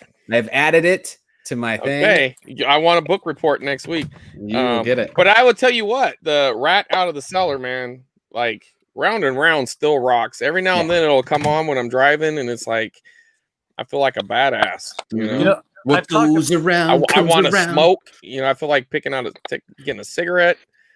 Drinking a beer. I've talked about that before. I think I mentioned this on the show before, that how I hated that freaking song. Yep. I think we talked about last week, actually. And then for some reason, I heard it not too long ago. I was like, it's not too bad. It's a good song. I mean, at the time, it was probably felt more commercialized. Because, but they were, I guess, I don't know, glam rock with their little makeup and their leather pants and everything. But I don't know, dude, that's a badass song. If that's all they ever came up with, to be a one-hit wonder and have that as your one hit, that's pretty cool. Because that's like a song that, it's not gimmicky. That's like a rock song, But anyways, that same yard sale, this guy was like just giving his shit away. I mean, it's nothing special, but it's just like, I don't know, 50 cents blue Xbox controller. These are, go about $15-$20. That's good. And, it's not, like I said, these aren't nothing crazy, but everything was just so cheap. And the rest of this was all $0.25 a piece. So I just went ahead and grabbed it because, and then the funny thing is I gave him $2 and I still owed him $0.25 and he's just like, nah, just whatever. Because I was going to go to the car and get it. One movie, I have very low expectations for this, but it does have 4 alternate endings. That is included. And it's Hide and Seek with Robert De Niro. And I'm sure this is horrible, but I will watch it. I don't even know that one. Yeah, because I think this is when Bobby had got divorced. No, I know. Listen, I got it. It's shit. But again, I might be bored enough to watch it. Got the Legends of Wrestling. I only really wanted this. Just look at that cover. Why is Hulk Hogan shitting on the Road Warriors down there. Like LOD's getting a big old dump right on him, or the King. Hey, rest in peace, Pat Patterson. Yeah, for R.I.P. sure, Pat. man. Yeah, that sucks, dude. He was a legend. Guy that invented the Royal Rumble. First ever Intercontinental champion. Yeah. Rio Also, de Janeiro won that. yeah, he did. And lucky he didn't get stabbed down there, because there was all kinds of shady shit that went on down there. Family Guy, the video game, I have no idea, but again, these were all a quarter. The X-Men, it's the official game, because I'm guessing there was an unofficial. Well, X3. Okay, this is the official X3 game. So if you got the unofficial one, you fucking suck. And I don't know, it didn't look bad. It looked kind of like a beat 'em up or something like that. We'll see. And Buffy the Vampire Slayer. Now, she's wanting to slay something. I mean, I don't know how. I'm assuming she's over 18 here, so it's appropriate. But Chris, I mean, I need that one. Hang on to that. Buffy? Yeah. Layla's a huge Buffy fan. Oh, I was gonna say with like a. Okay. I just said she had like a fuck face on. You're like, I need that one. I was like, what do you mean? Like for jerk material? I could just send you a picture, man. The old spank. Like, what's going on? But yeah, and also I just got these. I was gonna do an unboxing, but I broke into them. Look at this, ding dongs, the caramel Unboxing. Oh, caramel ding dong. Whoa, dude! Like, come on, man. And fuck it. Oh, listen, I haven't had dinner, so you can judge all you want. I don't give a shit. And I tried one of the Twinkies too. This is mint chocolate. Ooh, limited dish. I'm a sucker for the limited edition. So look how happy he looks, a little bastard. He doesn't realize what he's asking for. He's gonna get eaten. He has no idea what's coming his way. So That mint is gonna mess that up. you think so? I don't know. I had one. It wasn't bad. But you know, the thing is ever since Hostess went out of business and then came back in business, it just isn't the same. I mean, they're fine. Bimbo, was that who bought him out? I think that's who picked them up out of bankruptcy. The thing is, they're shipped frozen now, and they were never shipped that way before. So I don't know. It tastes fine, but the Twinkies feel like they're on the verge of being stale. Like if you don't eat them soon, they're going to be stale. Where the old Twinkies, people used to leave them in their bomb shelters and stuff, and they'd eat them like 50 years later, and they tasted just the same. And that's like true. Like that's not even bullshit. The people were because the original Twinkie had a banana filling in it, and during the war they switched it to the vanilla filling because there was a banana shortage, and they kind of stuck with the vanilla. But people were pulling out the banana ones from their bomb shelters, like their kids were buying their houses or selling their property. People were going down to the bomb shelters, and it's all this canned food and banana Twinkies. And at the time there was no banana Twinkies anymore. So I wonder if they had banana Twinkie scalpers or resellers. Can you imagine that? You're slinging the. Yeah, I'm learning new stuff here. It's true. Banana Twinkies, goddamn. Yeah, they release them every now and then, the banana flavor, but that was the original flavor, is banana. Bill, were you the one that talked about those videos about that guy eating all those old military rations? Yeah. Yeah. Okay, I remember checking that. I got that was a cool channel. into that for a while. Yeah, that was a cool channel. Yeah, that was neat. Yeah, Steve, some number, something, but he checks out old MREs, like old MREs. Did you learn that from Derek, or did Derek learn that from you? Because I think Derek or somebody was on our show when we had a show and recommended that channel. I don't remember hearing it from you, or maybe I heard it from both places. I think Derek ripped you off. This is what happens. Fucking Derek, man. I'm telling you. There's another channel out there now that does like vinyl pickup videos. And there was a video game podcast on another channel I just saw. I know. I swear to God, if they were just put maybe if there was a Jay Leno picture behind them, it would just be perfect. Yeah. That would. I mean, that's gotta happen. That's even if you buy it for him, that has to happen. Well, all right, I'm done. That's it. That's all my pickups. By the way, ding dongs, I don't think you can get those up here. I don't. And if they recall did, seeing what Ding would they Dong. be called? Do you have alternative names for these cakes? Yeah, Le Dong. Le Dong. Ledong. Actually, when I was shopping in your American supermarkets, is just amazed by the like Hostess pastry variety. Is shocking and crazy. You wonder why we're all fat. It's I'll just tell you- something else. I'll tell you what, when it comes to that, the British, man, they know how to do their like snack aisle. It's so much better than America. Really? Yeah. Like way like miles ahead. You mean quality Wise, yeah. Mm. And just selection. You have tons of you think there's a lot in America. No, man. Mm. British, they know how to do their like biscuits and cookies and all that stuff. It's so good. Wow. Yeah. No, you guys, man, like we have 2 flavors of Oreos here. I went to your supermarket. Yeah, like 85. Oreo had their own aisle. I Crazy. remember they had the Swedish fish Oreos. Remember those? Oh, yeah. Ugh. That Yeah, doesn't they got sound good. That doesn't sound good at No. all. No. I've eaten those two like together, but separately, you know? Just to try it to see what it Yeah. would be like. Gross. You don't lick That the sounds middle out of that, eh? horrible. All right. Records. Still time. I'm up. This is still me shopping recently at the local antique market with the separate vendors. That's where I'm finding this stuff now. The record stores are too expensive. The thrift stores are picked over. So I'm down to antique markets. And I saw this, which I was unfamiliar with, but it's Neil Young's. It's a live album, so that's got to be good. It's got some age to it, I think. Look at down there at the bottom. Guests David Crosby and Graham Nash.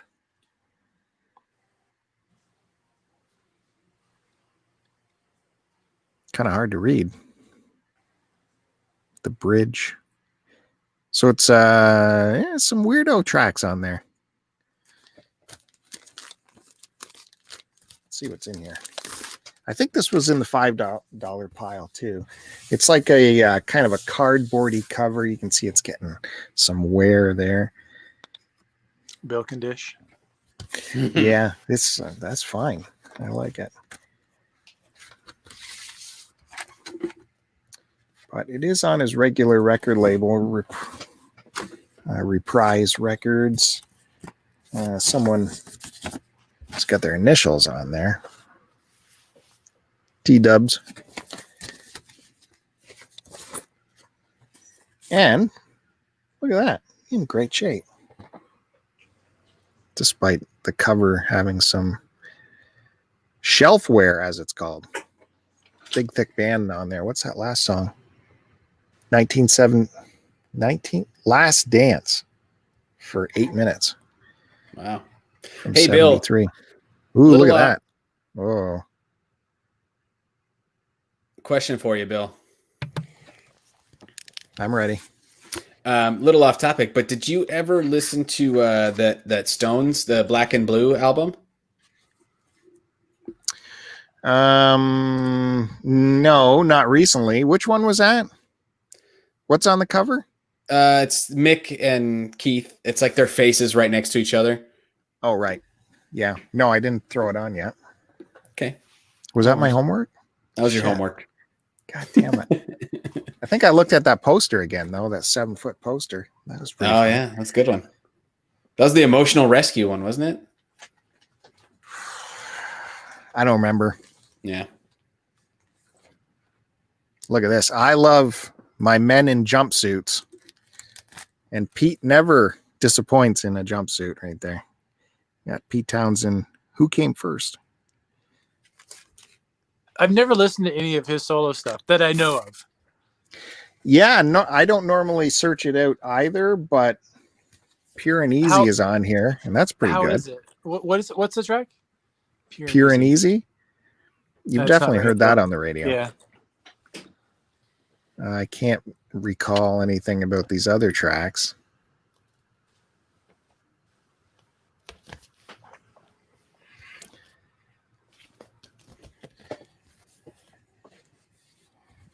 And I don't know what the story is with that guy, but he likes him. It's all over this record. That is a Baba. That's Baba riding his pet donkey. Baba O'Reilly? Maybe. What do we got in here? Look at all. You know what? I haven't had a record without a sleeve, guys. And how many now? This It's been pretty good. Pretty good. Oh, we got some art in here. Poster. I don't know. Must be that way. Ooh. That's kind of nice. Have you ever framed one of those? Yeah, I have the poster that came in the White Album. That is framed upstairs. You know what? That's so crazy you say that. I actually just thought about getting that framed. Yeah. Wait, was it the White? I think it was the White Album. Oh no, it was. I think it was Magical Mystery Tour. So you gasp for nothing? I just That has a wanted to poster in it? insert myself. We'll find out maybe tonight or maybe the next time. I thought that had a booklet in it. Just continue with your My Pete memory's Townsend or so- whatever. I don't know. Well, the other poster I have framed is Bob Dylan live at Budokan. That came with a full poster, and that is under glass as well. Nice. I always wondered if people did that.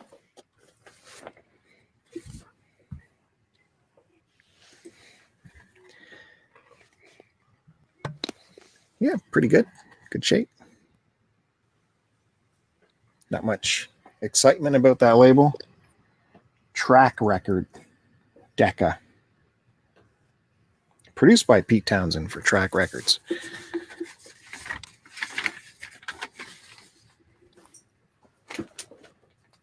Oh, now, longtime viewers of this show will remember that I showed you the first version of this Harry Nilsson record called Nilsson Schmielsen, and this is his follow-up, Son of Schmielsen.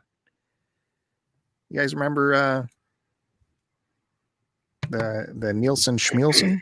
Remember he was on the cover in his bathrobe. I said this is the greatest rock cover ever. He's out there in his bathrobe with a cigarette, like just barely making it out of the bedroom. Anyways, this is Son of Schmielsen. And this one really killed his career. This one really did it. Really did it. Well, let me tell you, Matt Bandy, if you follow his Letterboxd account, he did a review on, was it Fast Times at Ridgemont High? Porky's. No, Porky's. Yeah, and I told you to go check out Private School for another high school titty movie. And the major song in Private School is You're Breaking My Heart, which the record label did not want to put out, but he insisted on putting it out because it's You're Breaking My Heart, you tear it apart, so F you is the song. Except he doesn't say F. And that's the lead off track of the movie. And here it is on this album. See you later, Denise. Is Denise taking off? Yeah, she's Audi 5000. You know what's weird? That's the second album you've shown tonight that's Son of something. That Rodney Dangerfield was Son of No Respect, and that's Son of Schmielsen. Oh, yeah, look at that.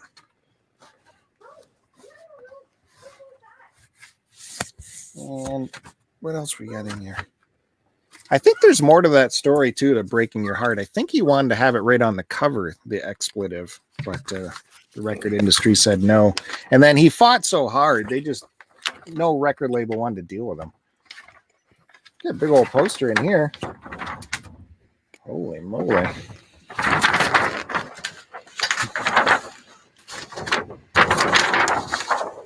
That is full size.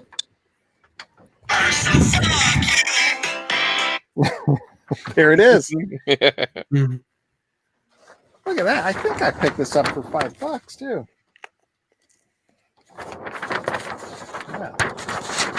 Yeah, this thing's got to be worth hundreds of dollars. You got all the ephemera. Yeah, full ephemera. What's it got on here? If you enjoyed the album, please buy Derek Taylor's new book. And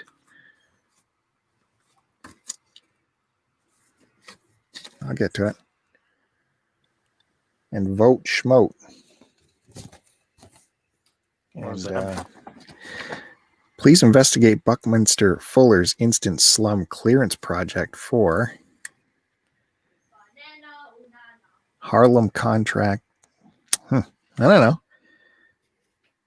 Buckminster Fuller, he's the guy that made the, the Bucky balls, those, those balls that go like that. Yeah, no, nobody. What? Yeah. Yeah, Buckminster Fuller is the guy that invented these geodesic domes, and also the, those balls that can that are full of the, retractable arms that you can go like this and then go like that. Oh, okay. Yep. That's a Bucky ball. I did not know that. It might be true, might not be true. What is this? This label looks weird. It's old style Victor label on there, but it is the Nielsen. Son of Schmielsen. So that's cool. I was very happy to find this, to have the Nielsen Schmielsen and then the Son of Schmielsen. Just happy to put those together. What do you think? Should I do one more? Do it. Okay, so that was it from my new old records. So I'll finish this off with something from my original collection, which you guys were dying to see some more Grateful Dead stuff. So here we have a live Grateful Dead album. Do they have more? How many live albums do they have? Oh, it's so many now, right? Because that's all they pump out now is More live records than studio records? Oh, okay. Official record wise, would they have had more live than studio releases? You guys are the pundits. It's probably close. But then once you stop the studio stuff, it's just all been live. Did you know that Canada banned the sale of Bucky balls? They deemed them unsafe. No, I didn't know that. Banned. So if you see one, pick it up. You just had to look me up to see if I was bullshitting or not, didn't you? No, I just wanted to know more about it. I felt like you were on top of something. But the Bucky ball is also the Buckminster for I don't know. It's based off of geometric thing. The geodesic dome, right? Yeah. Well, it doesn't say that, but yes. I mean, I'm assuming that's what you could see this shit right here. Hold on. Yeah, pop it up real quick, though. Yeah, see? It was discovered by some scientists. But I guess your buddy, whatever you were talking about, he turned it into a toy. But they are now banned in America and in Canada. Why? Because I guess there's magnets in it, and toddlers were swallowing them. Yeah. Kids ruin everything. That's true. Well, back to my live album here. Check out that concert in the street. San Francisco. Just rammed. Can't do that nowadays. So this has a Dark Star on it for 23 minutes, all one side, and then side 2 is St. Stephen, and then the 11, and side 3, Turn On Your Love Light for 15 minutes. It's good stuff. That's what the DJs would play to go take a shit. I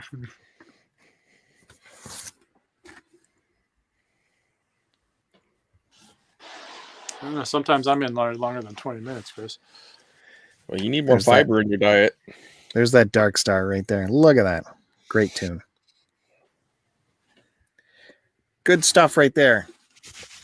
You can't go wrong with a Grateful Dead live album, especially from, what year is this? Early 70s?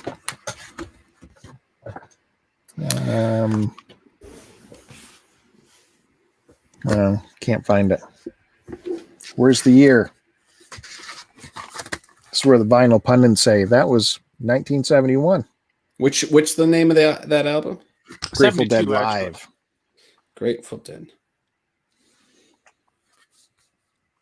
Oh, and bring it on home with some nudity. Boobies. Does that count? Yeah, That's got to close count. enough. That's got to count. Says here that there was 13 studio albums, 10 live albums, and then retrospective live albums. There's been 71. Oh God. Oh man. Wow. Well, you can nowadays you can subscribe to they have a subscription service where it's a CD based, it's not vinyl based, but you can get I think 3 or 4 CD packages a year based on your subscription. So that's all cool stuff. Along with all their other stuff they pump. Every record store day is going to have Grateful Dead quoting in there, either Jerry Garcia or the band proper. There's no lack of Grateful Dead music out there if you want to go look for it. Not to mention the free stuff. Go to the Internet Archive and just start downloading shows if you want. Or, of course, YouTube. Like I said, that YouTube channel called Wall of Sound, he specializes in only the most pristine audio live recordings.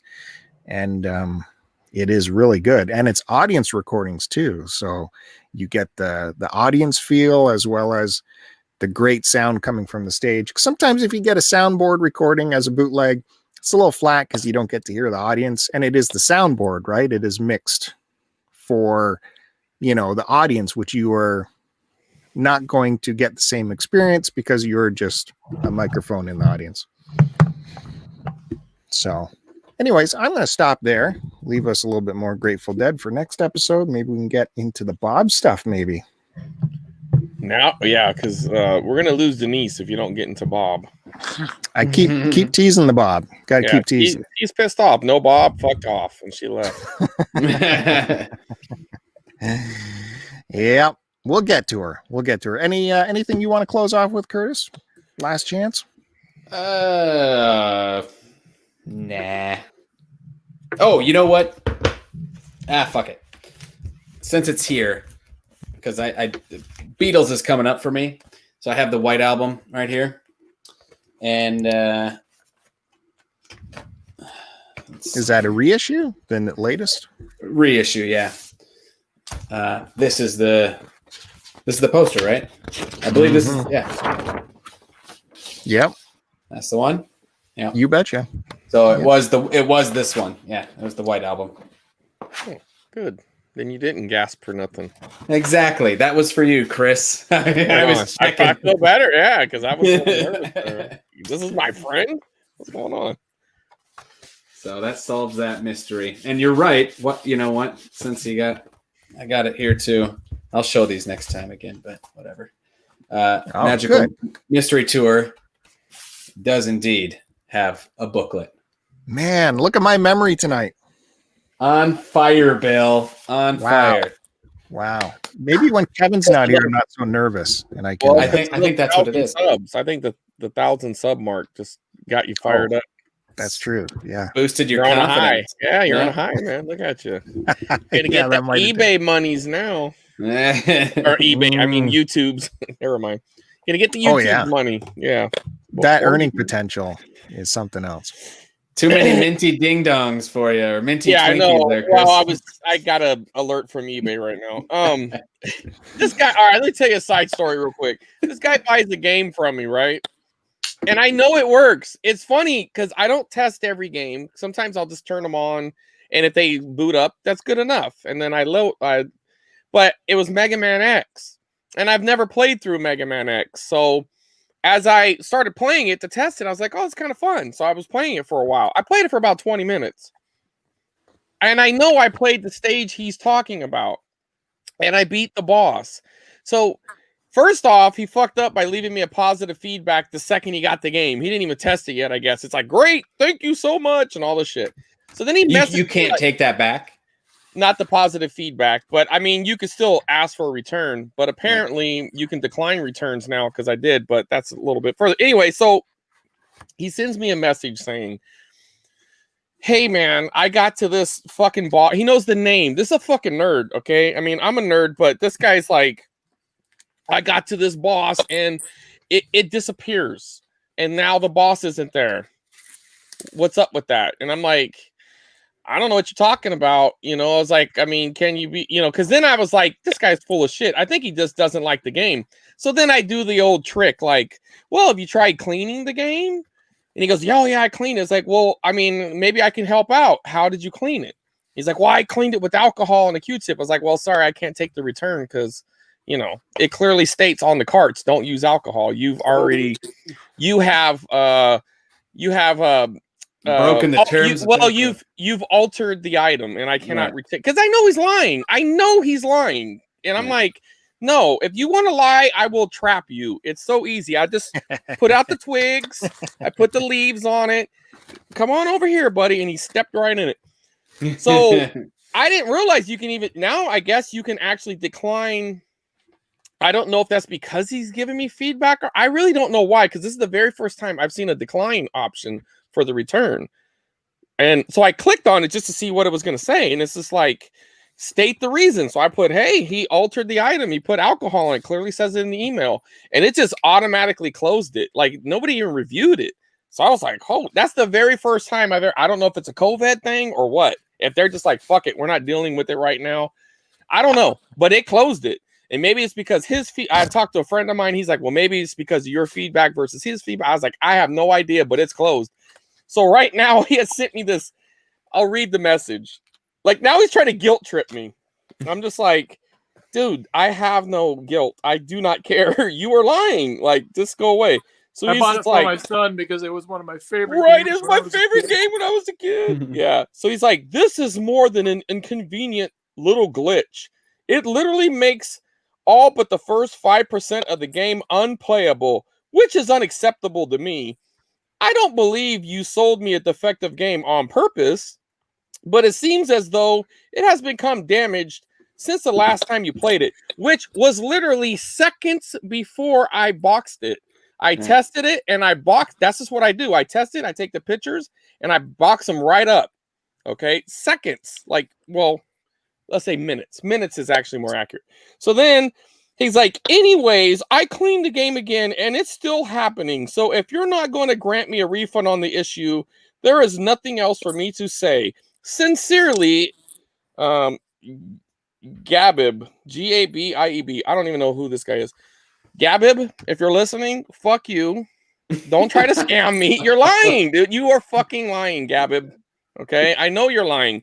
You know, the other interesting thing is one of his early emails, he's like, yeah, because, I noticed you don't take returns, but he explained the glitch that was happening. He goes, I don't know if you just, I just need a refund. I guess if you want the game back, I can send it to you. And I'm just like, wait a minute, what? Like, so I'm just like, and so I didn't want to be I try never to be emotional on a return. So I let it sink in and I wait a little bit and then I go back and read it again. Because sometimes I've been mad. I just fire it right off, like, I get aggressive and I'm like, no.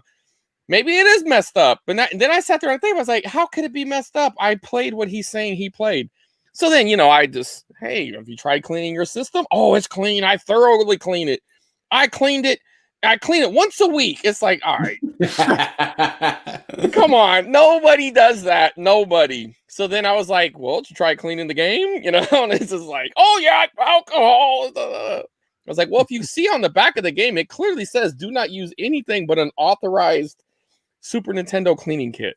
So I am sorry, you violated the terms of service. You cannot get no money back. That's pretty clever. Yeah, I've been doing that one for years, and I've had so many arrogant people, get all mad. But see, in the past, I've had to just say, okay, well, then the next stage of the trick will be, well, do me a favor, just go ahead and open up a claim. Because once it goes to the claim thing, then that's when I get on the phone, I call eBay and I'm saying, hey, will you do me a favor? Just read the message real quick. And they'll read it. Oh, they can't do that. And they'll just close the case in my favor. Now there's no operators. So I didn't quite know how this was going to play out. I didn't know if I was going to have to type it. I was a little bit, it's only $25, but it's just like, I just didn't want to deal with it, Yeah. But yeah, so I was just like, dude, get the fuck out of here. If I didn't test it and you said it didn't play at all, then I'd been like, oh, well, then I would have tried to help him. But I'm telling you, it's not a CD game. Like it either plays or doesn't play. Cartridge games. I've never played a cartridge game where something disappeared. Like what? No. And had he said it freezes, right? Like say he said I'm playing it and then it freezes and then I cleaned it and it freezes in the same spot, then there might be some sort of software issue. I might have listened to him some more. I might have said, well, you know what? Here's my email. Send me a video of it. Let me see it doing that. And then if it did, I would have refunded him. I would have said, send it back and I'll refund you. I'm honest. I'm not trying to rip nobody off, but just the way he said it, it's like, and then it just disappears. I'm like, are you sure the boss doesn't do that? You know, because at first I wasn't even paying attention to what he wrote because he just said it's disappearing. I'm like, well, maybe that's what the boss is supposed to do. And then I went back and I read it and he's like, it's in the first 5 minutes of the game. I was like, oh, well, I played it for 20 minutes. So, dude, fuck off. You're lying. Like, don't some cartridge capture cards create glitches like that, or even retrons? Exactly. And I didn't even get into the original hardware aspect because I know he would have just lied. You know what I mean? Like, I wonder if he was streaming it or something, and that was how he saw it. And that's the thing, because sometimes when you watch people's streaming, when they're streaming it, like let's say AVGN or something, when they're showing the gameplay footage, sometimes the stuff disappears on the screen. Right. And that is actually something I should probably write him back, because I know he's hurt. But then again, sometimes it's like let sleeping dogs lie type of thing. Yeah. Now I don't even feel like helping him because I feel like he's being dishonest. No, he started to bait you a little bit with the, if you want me to send it back, because he knows how easy it is, how much expensive it is for sellers to pay for shipping. So we have to go, you keep it and take the money, you fuck. Right. And that's kind of where I was going for, because see, that's a tactic I've used before the other way, where something didn't quite match the description. I see a blemish on the box that wasn't there. So then I'm like, you know, if you want to work with me, or I could just send it back, like I'll broach that topic. I'm more than willing to ship it back, but then sometimes I'm really not. I'm going to keep it, but I'm figuring, well, if I can get a discount out of it, because they did damage it in the shipping. They shipped it in a fucking bubble mailer or something, but I'm still happy with it. But I'm pissed off at them for being so careless with my item, because I never do that. I package my things well. But anyway, that's why I said eBay earlier. This guy just I just couldn't help it. I was reading it. I'm like, dude, get the fuck out. You're not going to guilt me, dude. I have no guilt. I'm sorry. None. I feel complete. But I think you're right. I think it was a capture card. I bet you that's exactly what it is. Yeah. Anyway. Well, with all this gaming talk, I guess we should cap things off with, should have said it earlier, because probably no one's going to watch the end part here, but this weekend is the Cartridge Club streaming charity stream for the entire weekend. What is it, like 36 hours of gaming or something like this? Something like that. Massive amount of gaming going on for the kids, for their, children's hospital. All very accomplished personalities of the Cartridge Club will be taking shifts, playing games, streaming live. You can get in there on the chat and chat them up, have some good times. I know I'll be there, definitely for the Q Dogs in prime time. You got to be there to catch the Q Dogs. And maybe Melissa will be drinking. They're definitely. She likes when they did their little Twitch celebration. She was day drinking. It was fun. So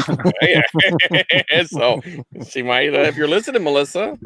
So yeah, there's great personalities on there. Of course, if you're a fan of this show, Kevin, he'll be streaming on there in the morning. I think it's Saturday morning, so check that out. Yeah, Saturday morning. Yeah, I'll be there. You will be there. Yep, streaming for you guys. Oh, you're streaming too? Hello. Oh, never mind. I forgot. Go carry on, Bill. Sorry. I was doing the time change in my head. I'm like, really? Okay. So yeah, I'm going to leave the plugs at that, unless you guys have something really you want to get out there. I say Cartridge Club charity stream. Absolutely. Yeah, for the kids. For the kids. All right, thanks everyone. Give till it hurts. Hit the subscribe and hit that like button. We'll see you next time when the vinyl show returns. Got more records. Thanks, everyone.